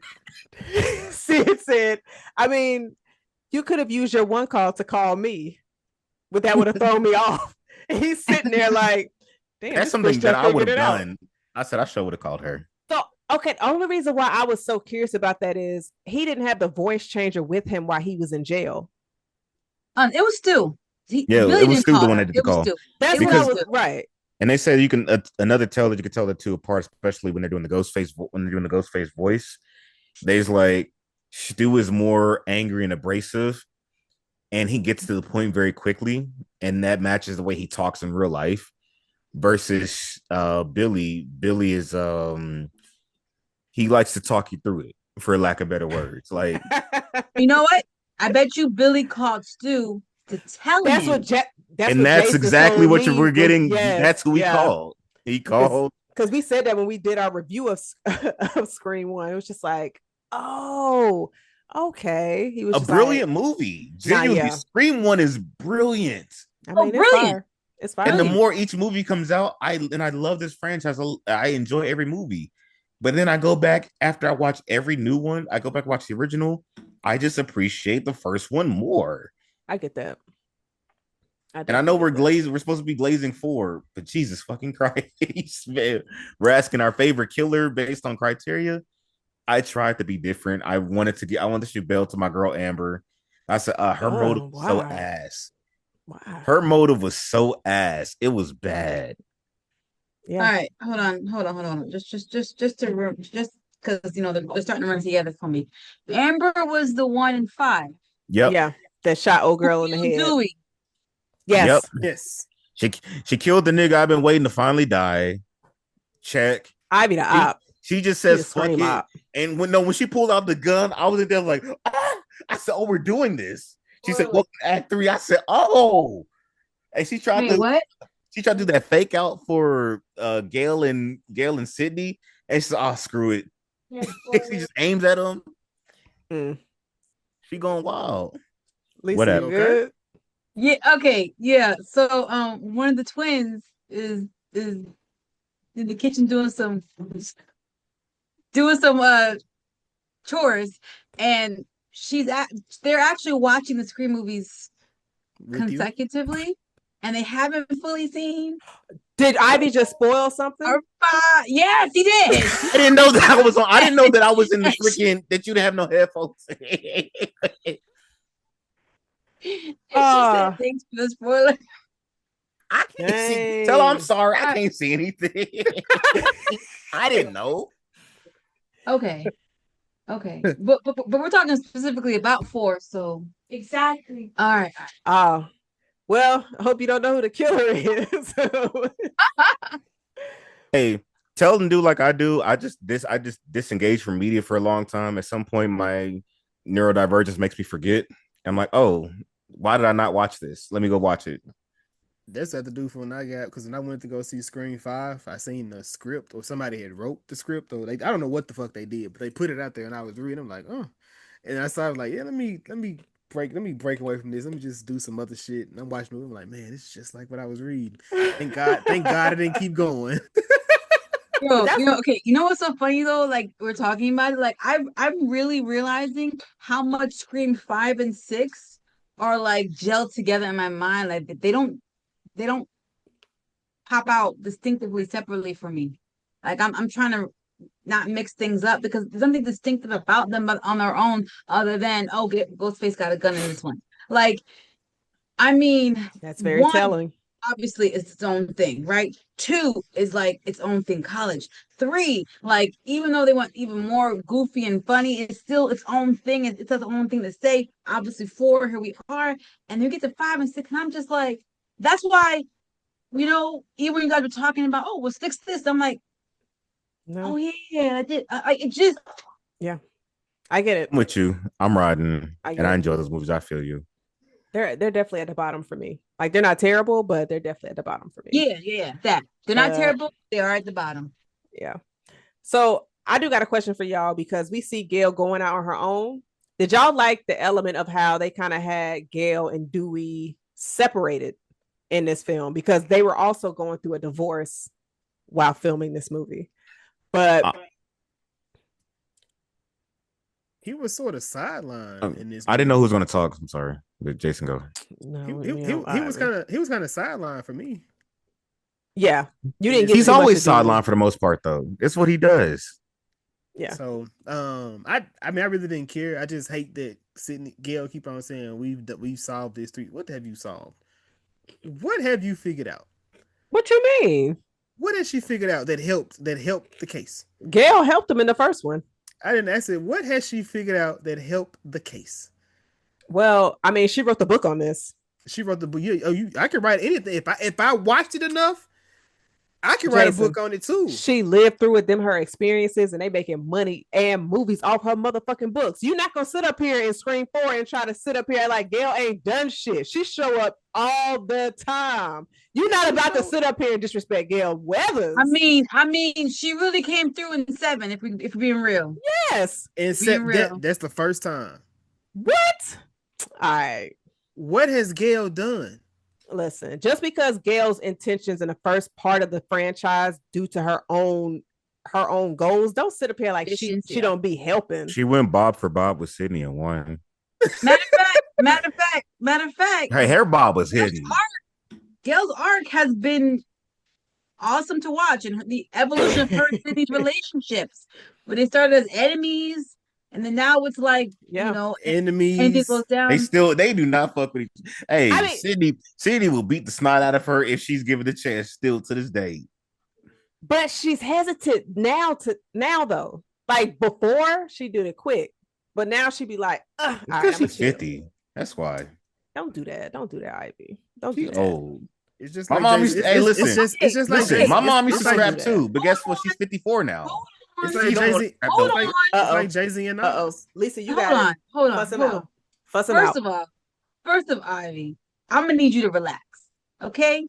Relax. I forgot we got a Gen Xer here. I'm sorry. Get your little 30 ass down somewhere. Okay? I'm sorry. I forgot we got a Gen Xer here. And relax. I'm not Gen X, fool.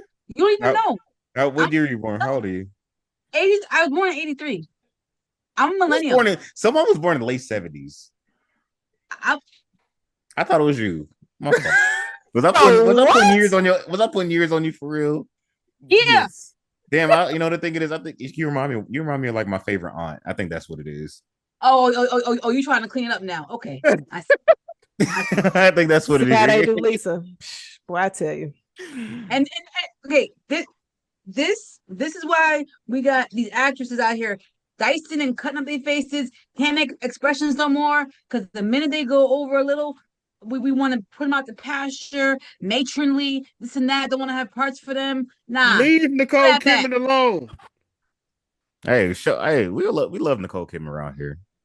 Know what I mean? How did Nicole get a shot? She just telling me to Lisa go to said that. AMC movies. I never said her name. Yo, I wasn't Jason even is Because thinking about her. because she's the one that's clearly went under the knife, and it made my dad sad before he passed. Nicole went under the knife. It was okay. Carpetta is All right. good though. Go All right. watch that. I mean, Good TV show. since you Her and brought Jamie it up, Lee. no, I cannot watch her movies anymore. But that's besides the point. Oh, Lisa. What is wrong? All right, let's get back on this movie. Y'all is wildin'. That movie with her and Zac Efron. Woo, boy. It's all love, Lisa. I'm sorry, that's my fault. They got a movie where he like an actor and her daughter is Joey, whatever the Joey King, whatever her name is, whatever it is. But then he dates Nicole Kidman, and both of them, their faces don't move, and I was just like, so, because they both got surgery because his jaw hadn't healed yet. Yeah, he got hurt because he got hurt like in an injury. He had to get face surgery. I don't know what's up with her. But you know what? I'm gonna leave it alone because it's because she aged at 42 and she went downhill from then. But back to Scream 4. So we see Gail get stabbed in the chest in the shoulder. And we see Jill and Sid talking. So I was about to say, Jason, somebody over your shoulder. Man, stop playing. I'm telling you. I'm not gonna lie, yo, Kirby scared me for a second, man. I'm like, yo, watch out for her. that bitch. Yo, I wouldn't stop pressing play. I would keep recording too. But you see Sid and Jill have their moment, and Jill is just like, I done got attacked. Olivia's dead. My friends is dying. And she got that Derek cut, the same kind of cut Derek got in Scream 2. And so I kind of feel like that was probably like a red herring a little bit because it's just like Derek got cut in Scream 2 to throw Sydney off to make it seem like he possibly could be the killer. But in this one, it's just like, oh, Jill got cut to where you don't really think that she the killer, but they trying to throw you off. But the chemistry between them, because obviously they don't really know each other. Lisa, when she's just like, Sid, how are you just able to handle all of this and people looking at you and being the final girl, I guess, to say. Listen. Oh, you went to Lisa. I think you said Lisa. Let me make sure. Oh, Lisa loves dramatic pause. Actually, in a movie right now, I'm like, where'd she go? I thought she froze. I didn't put my thoughts together. Okay, so what I feel about the scene between them talking, that moment, her talking about that, like, okay, again, this movie does a really good job of throwing you off because she's making it seem like she doesn't want this at all. Like, I don't even know how I'm going to deal with this. When in actuality, she's just trying to get points. Okay, right? That's what you. Okay, got it. All right, got it. And then you try. Okay, yeah. All right. Boom. I think the first real point that lets you know Jill is the killer is when they went to the precinct to tell the police that they got a phone call, and when she said she got the phone call, she's like, "Oh my God, cousin! Like, bitch, stop playing with me! Don't do that! Don't do that!" You want her to dap her up? Everybody, this is Jill. Like, Jill is like excited. Everybody else in that motherfucker scared. Kirby like, I didn't get a call. Is it bad? Like, should I have gotten a call? Olivia over there looking scared as hell. Jill and that motherfucker, disoriented. Also, second one was when they was in the classroom, not when they threw the reveal, but when everybody got the phone text messages about what's going on. Look at Jill face in that classroom and look at everybody else in that classroom at the same exact time. Jill over there just so fake, out of whatever going on, like she ain't got no phone. Bitch, that's the killer right there. That right there should have been like, if you go back and watch, you're like, oh yeah, look at this. Look at her compared to everybody else. Like, oh my God, everybody in that bitch like losing it. Her, Nope. Not at all. Not at all. I have only gotten the guess on a killer correct once in this whole franchise. Who was it? What? Scream 5, I got him. It was Scream 2. I did get. I got Miss Loomis. The minute I didn't get Miss Loomis, what I got was Mickey. The minute they had the scene in the classroom and I was like, oh, that nigga did it. He wanted him. I just knew. I was like, nah, just something was off about him. His knowledge, it just, I was like, nah. And I just never got off of him. And nothing they did made me change my mind. Like they didn't do a good job of like thwarting him. Mm-hmm. And there was that one part where like it was after Derek got slashed or whatever, and she's sitting in the room or whatever with Mickey, and he's just like, oh yeah, don't worry about it. Da, da, da. He's just like, man, it's weird that he like he's planting the seed. planted the seeds of doubt. It's like, yeah, okay. I didn't. Yeah. I didn't peep it on the first time I watched it, but like looking at it on a rewatch, it's just like, damn, like he really was planting those seeds. Mm-hmm. So, and we're supposed to have a black Ghostface too. When are we gonna get it? If they make the twins, I'm gonna be like, they don't count. They too light skinned. Yeah, it's supposed to be Scream 2 was supposed to be Derek and Elise Neal, right? That was the original. Yeah, but it was supposed to be Elise O'Neill. The roommate, yeah. What would her motive been? They no. So here's the thing. So it's funny. They end up using it for 5 with the Reddit is shit. They were supposed to be. She's supposed to be part of like that serial killer fanatic fan board that Mickey was on. Oh, and that's how they met. Oh, that's kind of my issue with this franchise a little bit too. Any idea that they end up not using, they always recycle it for later. But if you're a real fan of it, just stay 10 toes down on your idea. No, I don't see anything wrong with that. I don't see anything wrong with that. Like something that doesn't work in 2 could work later in 5. But here's the thing, it worked, but script leak. They also had a bunch of leaks for Scream 2. They had to write 10 drafts for that script. They still having leaks. Which is why they addressed a lot in Scream 3. Yes. That's why it's such a great film. It's educating you on things that they went through. I mean, it's kind of based on a true story if you actually think about it. I mean, like, fix your face. Like Scream 3 is based on a true story. Like I like the fact that they had like within this movie 5 different like 5 different scripts to throw the fans off, which I think it's something they've had to do. Yeah. Anyway, which is crazy. And it annoys me a little bit because I'm just like, why do you want to spoil things so bad? Like, I don't understand the human psyche. Like, don't you want to just enjoy? Never mind. And we already established. And we're back to a drug. 4. And we're back to Scream 4. People want that attention. They want all of that. They want to be famous. So doing something that is going to grab the attention of others, get people to like your stuff and all of that, it's crazy. So if we're talking about like guessing killers, you know the one that I just could not guess because again it makes no fucking sense.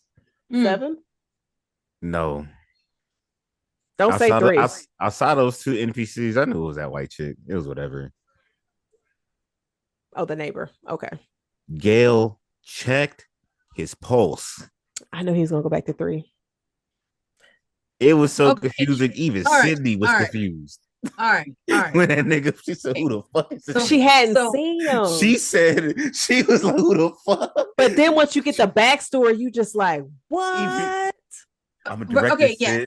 I paused that movie and I went to go get some food. I said, "I'm good." You a hater, Ivy. What you got, Lisa?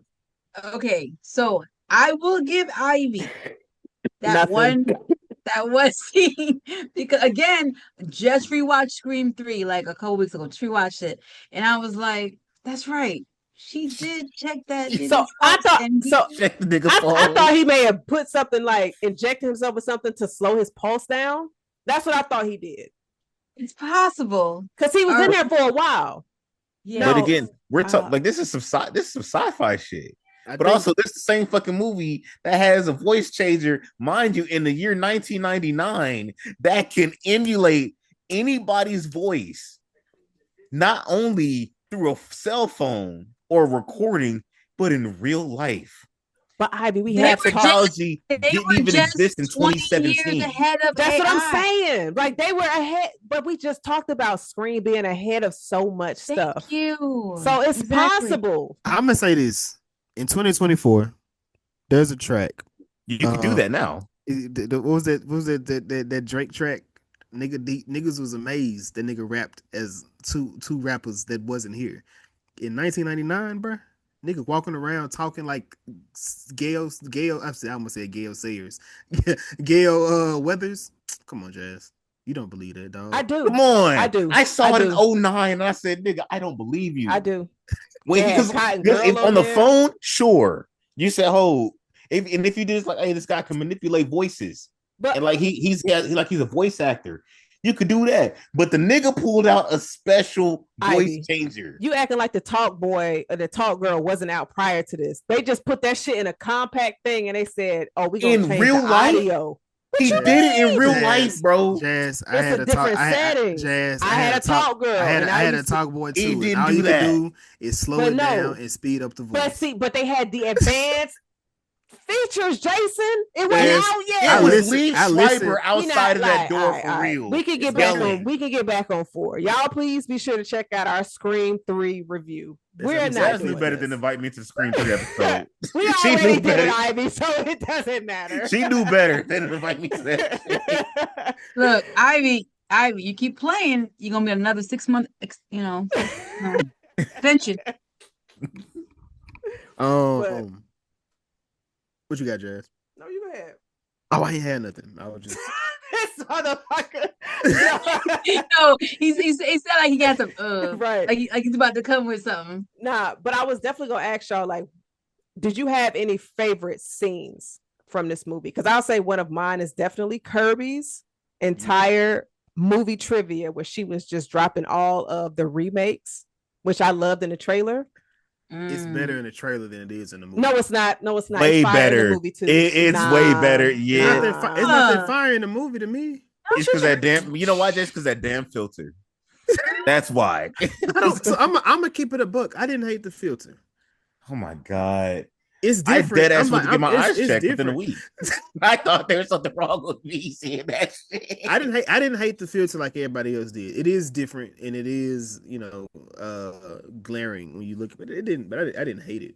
But if I had to say my favorite scene was definitely the reveal. I think the reveal has to be. Because at that point we kind of know it's Jill because she went missing. Now they're trying to go look for her. She's not there. And then Sydney comes up, she gets stabbed, and she takes the mask off. I was like, nigga, what? What? I looked at the chick like, what? Hey, so can I add something to this? What's up? Up until, I'm not gonna lie, me and my homie at the time in the reveal, we were like, oh shit, oh, but then we forgot. We said, man, ain't nobody in this fucking house. It got to be somebody in this goddamn house. The first thing we know, why is this fucking house so empty? Bro, ain't nobody there. For them to know there's a killer on the loose and they chilling. I don't think they ever said everybody's a suspect in this. I think that's why people just kind of get loosey goosey because nigga, everybody in the house at the same exact time, bruh. We can't no moving. We move as a unit, Jazz. I was explaining this in Scream 3 when I said whenever we was in that house, the actors was in the house and niggas the security guard got killed. At this point, niggas are dying and we in one spot because the nerd nigga, how you gonna go outside by yourself and everybody in the house? No, we all going together. We're moving together to the restroom, whatever going on until somebody come here that can move us. Yes. No more of that moving around shit. What's crazy to me is y'all watch movies all the time. Like you watch this all the time. You know these movies like the back of your hand.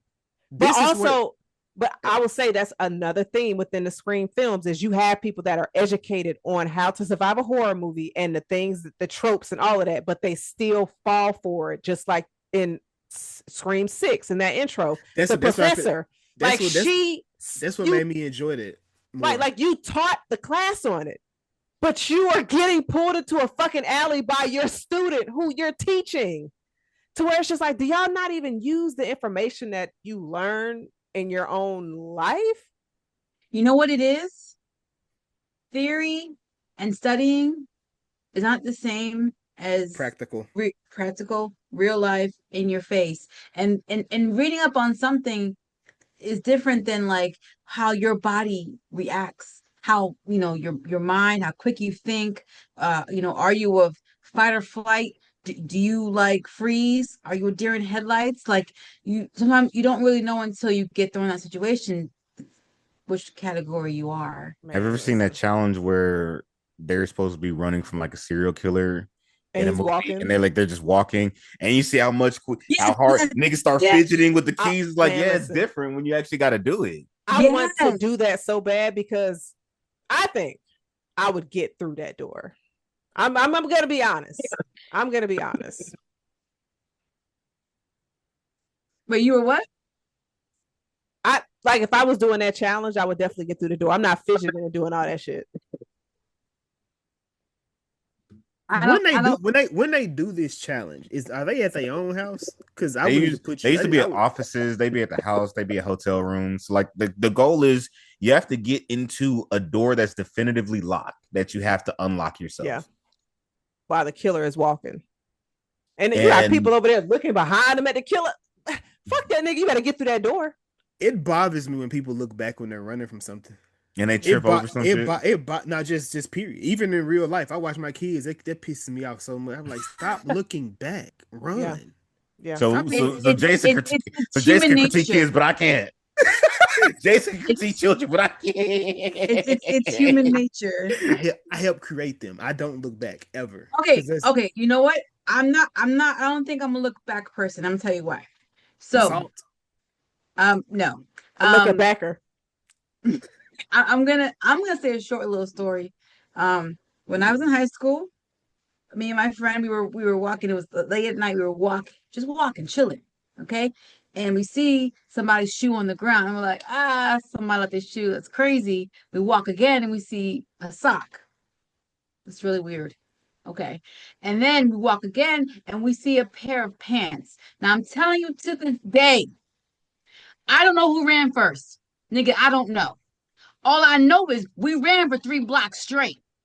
Just ran. I don't even know who started it. We just were running. We didn't look back, just ran. And then at some point, while we're running, I look over to her. She look over to me. And I'm like, why are you running? And she says, because you're running. Why are you running? And then we start slowing down. I'm like, because you was running. And we just sat there and looked at each other, and we were like, "Wait, where are we? We're just running, like just running." Like, so, I am not a looker backer. Y'all did what you were supposed to do.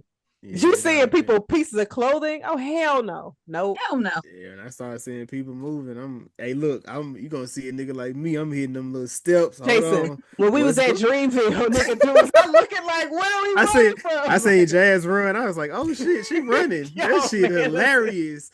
Niggas just got the moving. I said, oh shit, we supposed to be watching Usher. Hold up, let me back the fuck up. Back the fuck up.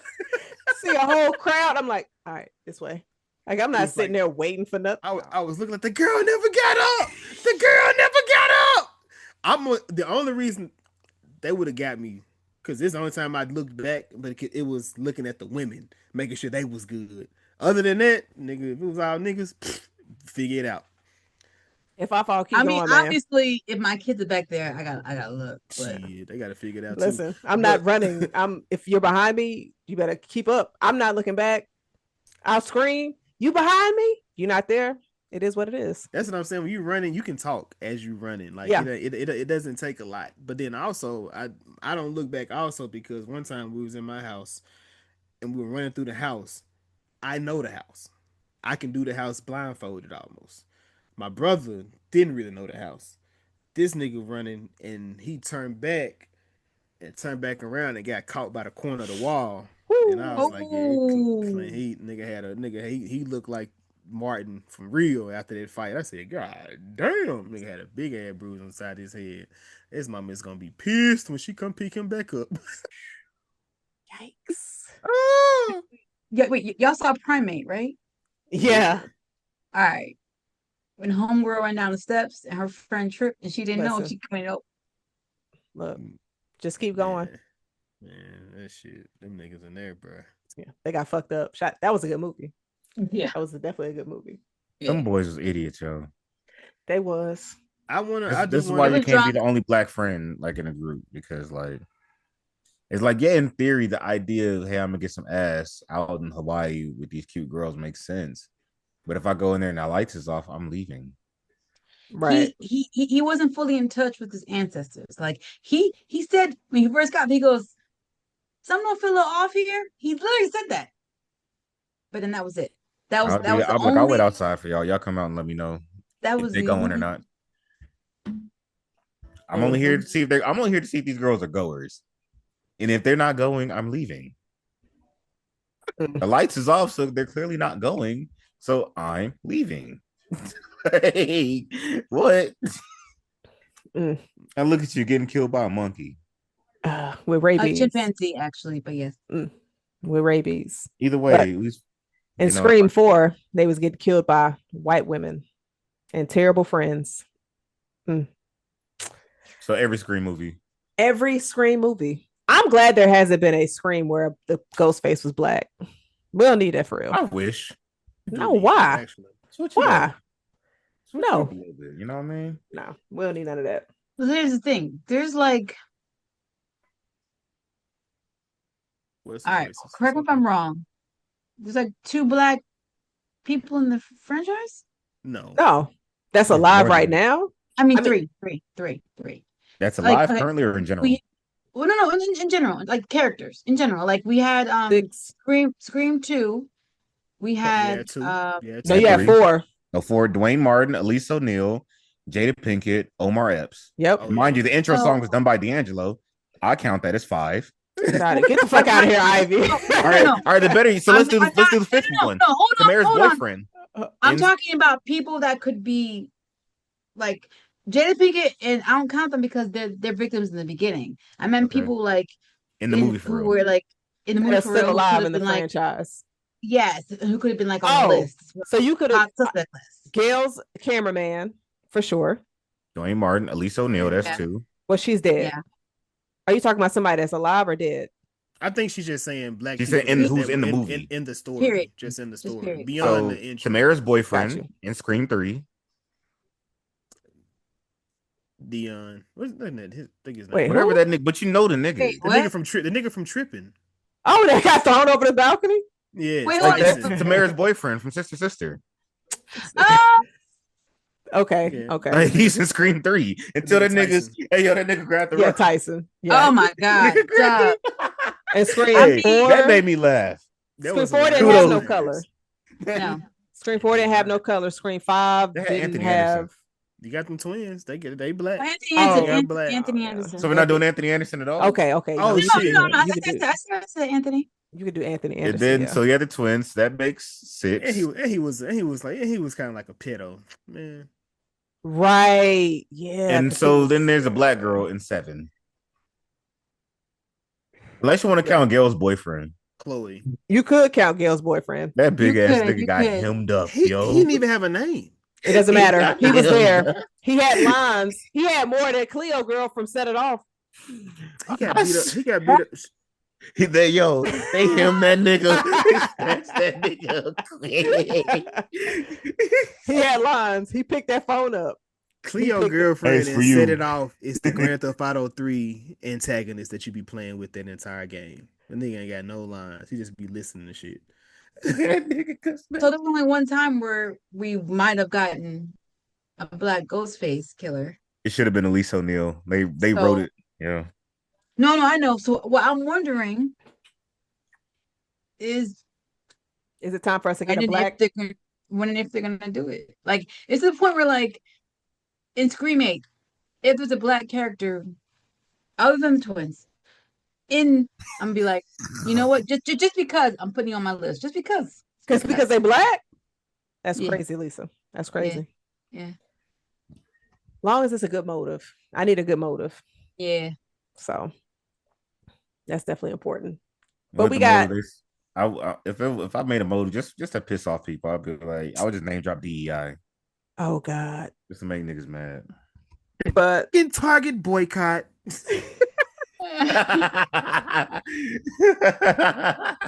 Like just name dropping bad shit. Like since we are talking about Black characters, whether they are alive or dead, which surviving characters across the Scream franchise deserves a comeback? And how would you reintroduce them? Jason, I'm gonna go to you with this question first. Dwayne Martin is helping Gail with her comeback story. This is the cameraman from Scream 2. Okay. Ivy, who you got? damn, think about niggas that lived. Okay. Amen. So what I'm gonna do is this. They don't have to be Black either. I'm not left with many options. You know what I'm saying? If it was Black only, but I'm going the Meeks' mom and bring her back. Just I don't know. I'll mess around with the idea that you find out, oh, Gail's kind of broke, so she had to lay off the twins. I just feel like they're working for free for some reason. But like she couldn't even pay for their food or nothing. Like she's just done. And so like they're kind of just on the couch watching movies, just doing some shit. She like, I need to kill Gail because my kid's unemployed. I like it coming back because one of them died and there's a funeral. Nah, you can't kill the twins, bro. You gotta kill one of them. Yeah, you gotta kill one of them. Lisa, who I'll you die got? from the twins, bro. I love them twins to death, man. If I'm being honest, I couldn't think of anybody worth bringing back who didn't die. Damn. Kirby? Well, wasn't she already brought back though? I mean, she missed a movie. She's still alive. Sydney She is still alive. I think they're Don't making. be giving her ideas, nigga. You're taking people off my list. Can I be honest? Can I be very honest, y'all? Wait, Ivy, hold on. Lisa, who you got? Oh, you ain't got nobody for real. If she ain't said it, she ain't got it. That's dramatic. She just ain't got it. Right. Yeah. I was like, damn, I thought something was coming after that pause. Well, I'm going to go Neil Prescott. He's coming to visit his grandkids. He's dead. No, he's not. Yes, he is. When did he In die? real life? In real life? No, the character himself is dead. No, did it? Yeah. No. Neil Prescott is dead, bro. Based on what movie? God. What movie On told you God, that? that nigga's character is Stop dead. bringing bro. God in this. You're When? making that shit up. Neil is not dead. I'm dead. When? I'm so serious. He didn't die. Neil Prescott canonically is dead. Nah. Ivy just talking. Based on what? Some shit Ivy made up. Serious. He is not. It was never He's even said. He's only been a target once. That was the first one. After that, nobody bothered with him. Right. No, that nigga. So they say he was. I think they mentioned in 4 he was sick. I mean, He was sick, but they Jason like was sick last month. no, but like sick, nigga. Not. I ain't talking about cold sick. I'm talking about AIDS sick. What? Who said that? Yo, Ivy is so full of shit. Him giving a white man AIDS in the Scream movie is hilarious, but they don't have enough Black people. That is fucking crazy. You know what? Give him AIDS. Wow. What's this, Dallas Buyers Club? Like, what the fuck? Hell yeah. Just making up shit. That nigga AIDS. Oh my God. That nigga is wild. We get to see, of course, with Jill telling Sydney, yeah, I'm taking all your shit. She is the closest one that was ever able to get as close as Sydney to kill her. But then, of course, boom, we at the hospital. Dewey, being the terrible cop that he is, after talking to Jill, it's like, oh, you're matching wounds. Gail is in the hospital. She said, how'd she know? And then it just clicked. That's why I didn't feel bad for him when he got fired from the force, because he wasn't a good cop. So when he was all depressed and shit in 5, I'm like, you weren't good as a sheriff. I mean, Judy's not good either. Did you see how he entered rooms in Scream 1? Waving guns? We did not forget about that. He definitely Omni-Man on an apology tour in Scream 5. I will say this. Within the Scream, I looked it up. Within the Scream film franchise, Neil Prescott is generally considered dead due to a deleted scene from Scream 4, and comments from director Wes Craven indicated that he died from natural causes between the third and fourth film. Oh yeah, we ain't taking none of that. We ain't taking none of them deleted scenes is canon. That nigga's dead. But they said heart attack. I think AIDS is much funnier. If the actor is still alive, they need to go ahead and call him. What you got, Lisa? Well, imagine he had the same outfit on still. He's just traumatized. Go ahead, Lisa. All right. Technically, I did have somebody, but I didn't really want to say it because I wasn't sure if they had replaced his character in 7. But Patrick Dempsey's character from 3. That's what I wanted to bring back, but I wasn't sure because she's married to a cop and has. So I'm like, oh, so that's why I never said it. I was like, wait. He became a cop in Thanksgiving. Technically, he's the same character still. So that's why I didn't. Oh, yeah. Yeah. If you want to be super granular, you could say she just happens to like niggas named Mark who are cops. But it's the same dude because they said they called Patrick Dempsey, and it was big conflict.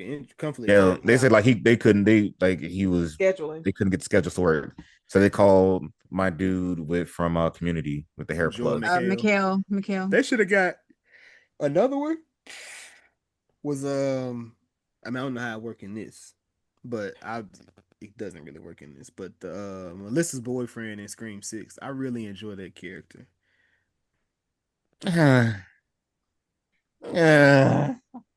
Wait, you did what? That nigga couldn't act, boy. He's good, man. No, I'm with you. I think that's how they wanted him to be. I be thinking they be having to dumb down when they with Melissa. They can't be too good around her. It's like she rubs off on them. You mean dude from Abbott? Yes, I like him. I like him too. He was dope in Arrow. He was dope in Arrow. I was like, bro, I want whatever this nigga do, I'm watching it. I don't care what this nigga got going on. So him being like, but Jason, we're gonna start a conspiracy. Like there's something about them with Melissa and she can't act. She bring them down. She bring niggas down. She ain't Viola Davis. She don't get carried. She just bring niggas down. Wow. Because if that was the first thing I ever saw Jenna Ortega in, boy. Niggas hating on Melissa. He said she's cute. She's a captain. Okay, sorry, I trust you guys talking about. She's pretty. She'll last long off of that alone. He said beautiful gowns. Beautiful gowns. You feel me? Lord. But we get Jill's end. And we conclude Scream 4. Clear. Sid said, don't fuck with the original. She said that line in theaters. I said, yes. They need to stop. Every day I always give her some little corny ass. It's not corny. That shit is dope. You're a hater. She's this saying Avengers Assemble. I love it. Right there. Because I love Sid, but come on, man. No, you don't, because you want her to get killed. 30 years of surviving killers, bro. The greatest final girl of all time. You don't work like this, Jason. Man. Your love, like, it look a little suspicious because you don't want that for Lori, and that bitch is in like multiple timelines. Because I need people to I need things to progress, and sometimes you got to cut the branches to move forward. That's all I'm saying. All right, trying to cut the rainforest down. Go watch Firm Gully, my nigga. Like, learn something. Keep them branches there, man. We gotta let this tree grow. Even Loki showed you sometimes you gotta fix this shit. It can't just keep doing this. Nev is Loki in Scream. But the Ouroboros loop, fucking motherfucker. She ain't going nowhere. It's like Hugh Jackman is Wolverine. Like, nah. 2073. She's staying there, man. Her and Gail gonna be old as hell. Running from Ghostface. They gotta get Gail the fuck out of here. Nah, they don't. But the reason why we are here, was it good though? Lisa, I'm going to start with you. Hell yeah. 100%. Are you kidding me? This is my second favorite movie in the whole franchise. 3 is the next one. Very close. Very close. I love that. Wait, 1, 4, 3? Yeah, you heard me. That's Ooh. disgusting. That Well, is a nasty. That's that is actually- not You know what? nasty. Okay, Jazz, who you got next? Stand 10 toes down, Lisa, on your picks. Now, I Ivy, know was that's it good though? Now, before you answer, Ivy, typically Lisa, Jazz does say that she's been saying for at least 100 episodes, 10 pretty toes down. She Pretty just toes called your down. feet toes. Just Oh. want you to, I just want to I throw mean, that out there. to be fair, Uh, Lisa, I don't describe anybody else's toes as pretty except my own. So I Mhm. say I stand 10 pretty toes down. I'm It's effort that she puts into it. I just want you because to I'm talking about understand my that. feet. I don't talk about nobody else's feet. I just want you to see she's trying to establish a difference in feet and stuff. It is. I don't look I at nobody else's. I'm not calling nobody else's toes pretty. I ain't doing that. And it's not No. against you. It's just No. yeah, it is. It's against you. No, I would. No, I wouldn't do that either. So See, he's trying to say, you see, he's trying to cause the divide between the Lock sisters. That's so crazy, right in front of us. Damn, he on his Lock Nitro Sisters is a tour. cold name though. I ain't gonna front. Appreciate that. Ivy, was it good though, my brother? It was cool. You know, I mean, I had a good time with it. I think it's a yes or no question. Yeah. Difficult shit I to rock be dealing with it. You know what I'm saying? You Yo, got nigga here. I know. Hey, You being Jazz, like old girl from Black Lady Sketch Show. I need you to give me a yes or no. Uh-huh. Sure. Show Well, enough. like Hey, say Jazz, everything else was yes. Jazz, you ask him if you got a homeboy. This is gonna be the ugly nigga that pull up. Watch, because To show you right. He not, what's your homeboy look like? That nigga, He cool. He kind of handsome. Abort mission. Get out of there. I think he handsome. I think. Girl, you know what? It's Not all I good. think. You know what, girl? We might go through there. Nah, it was good. It was a cool movie. There we I fuck go. with it. Jazz, Damn. was it good though? Hell yes. I love Scream 4. I have a good ass time with this movie. Fuck all the haters. Nah, y'all cool. Did you pre-order your Scream 4 copy? So I've already got it on DVD. No, but it's DVD and it's like I ain't get that extra shit. 4K. I ain't gonna hold you. No. They got the steelbook. They got the VHS tape coming out. I'm about to buy the VHS tape too. What you gonna play it on? You just gonna have it as a collector's thing. I could buy a VCR real quick. Man, Oh, so you ain't even got one right now. Actually, we got like 5 of them at my mom's crib. I can just go 30 minutes down the street and get one. I got my PS3. I can play it on that. Let me go ahead and get me a little VCR. Pop in Scream. I said how you gonna play the VHS Oh. tape? Oh shit! No, I was I can go get a DVD. VCR from my mom's crib. Yeah, we got a bunch of them. We can play DVD. I'm talking about the VHS because that's what they sell. I say it must just They straight up selling VHS. Yeah, Oh, wow. yeah. Jason, was it good though? Yes, thoroughly enjoyed this film. Have since 2011. I still do today. Yes. Cool. I have one. What did you think though? Well, that thing going crazy. Like that. This is from on our TikTok. T3 Media Studio says, after watching Scream 7, I no longer think Scream 3 and 4 are the worst installments. In fact, 7 is so bad, I think 3 and 4 are masterpieces in comparison. They were always 2 years late. Yo, I've killed that shit. A lot of people don't like 4. They feel as for whatever reason, or they feel as if it's disjointed from the actual franchise. But I've never understood that critique. But I mean, I accept it at this point. Yeah, I think that comes from a group of people that's introduction to Scream was 2022, and the Carpenter, like, there's a certain section of people that really ride for the Carpenter sisters, and it's clearly a section that was not there for the original 4. 4 rolls off of 3 damn near perfectly. And Yes. I'm gonna get into that comment. This is not a you thing. This is not personal with you, but I'm looking you in the camera right now because there's nothing that irks me more than when niggas want to retroactively start liking some shit. That is it's like, man, you know what? This actually was really good. Now that I think about it, now this new joint is out.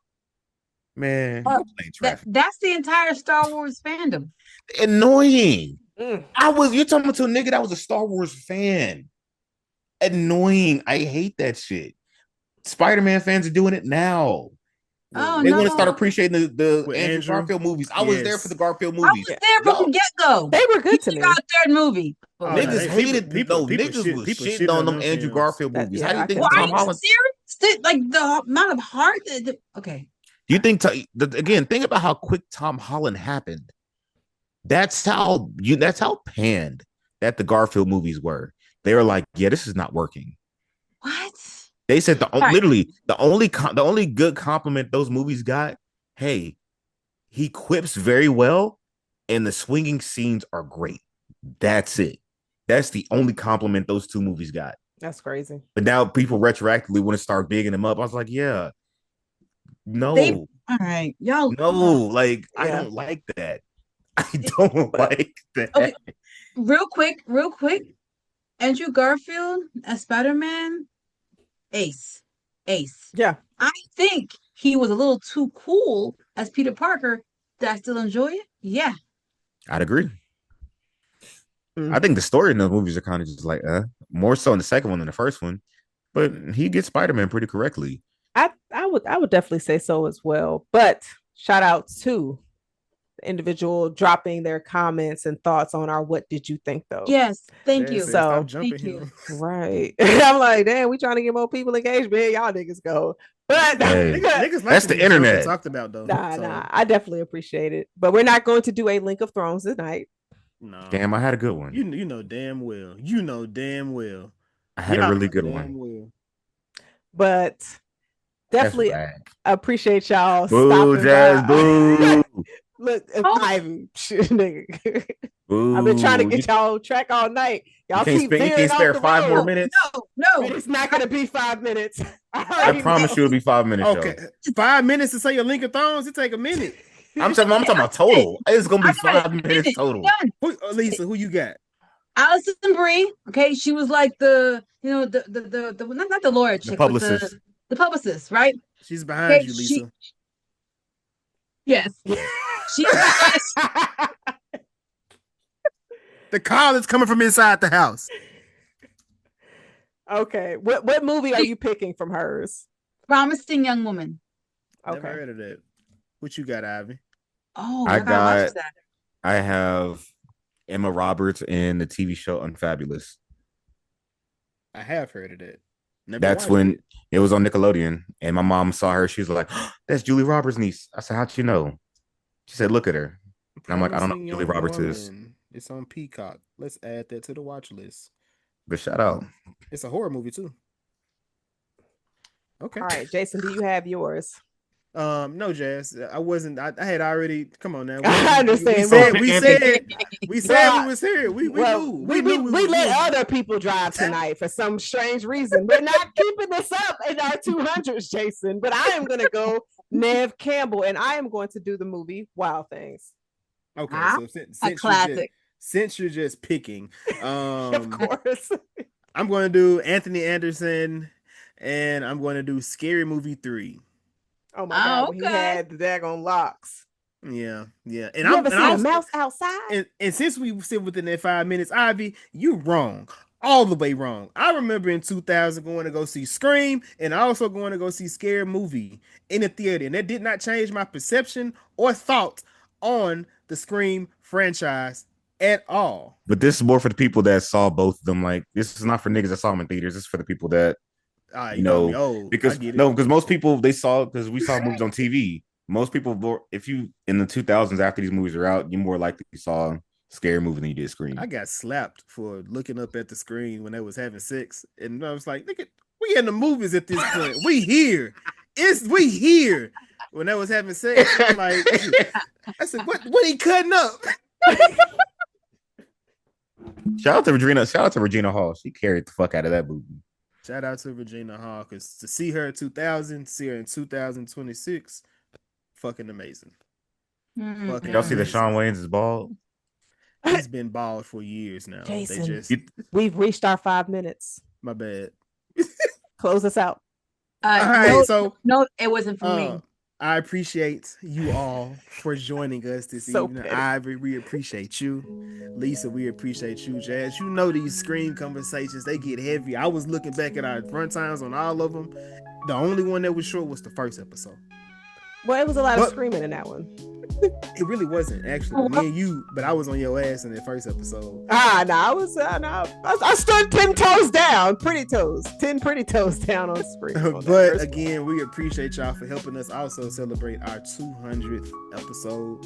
So of course it was going. This was inevitable, unfortunately. But appreciate y'all for staying. Even Ivy stayed the whole time. He was giving us his entire backstory, Jason. I know his social security and his damn passport number. Say it. But until next time, man, this is the What's a Good Though podcast about movies, TV shows, and Scream. I am one of your hosts. I am Jason. I am Jazz. And until next time, cheers. Deuces.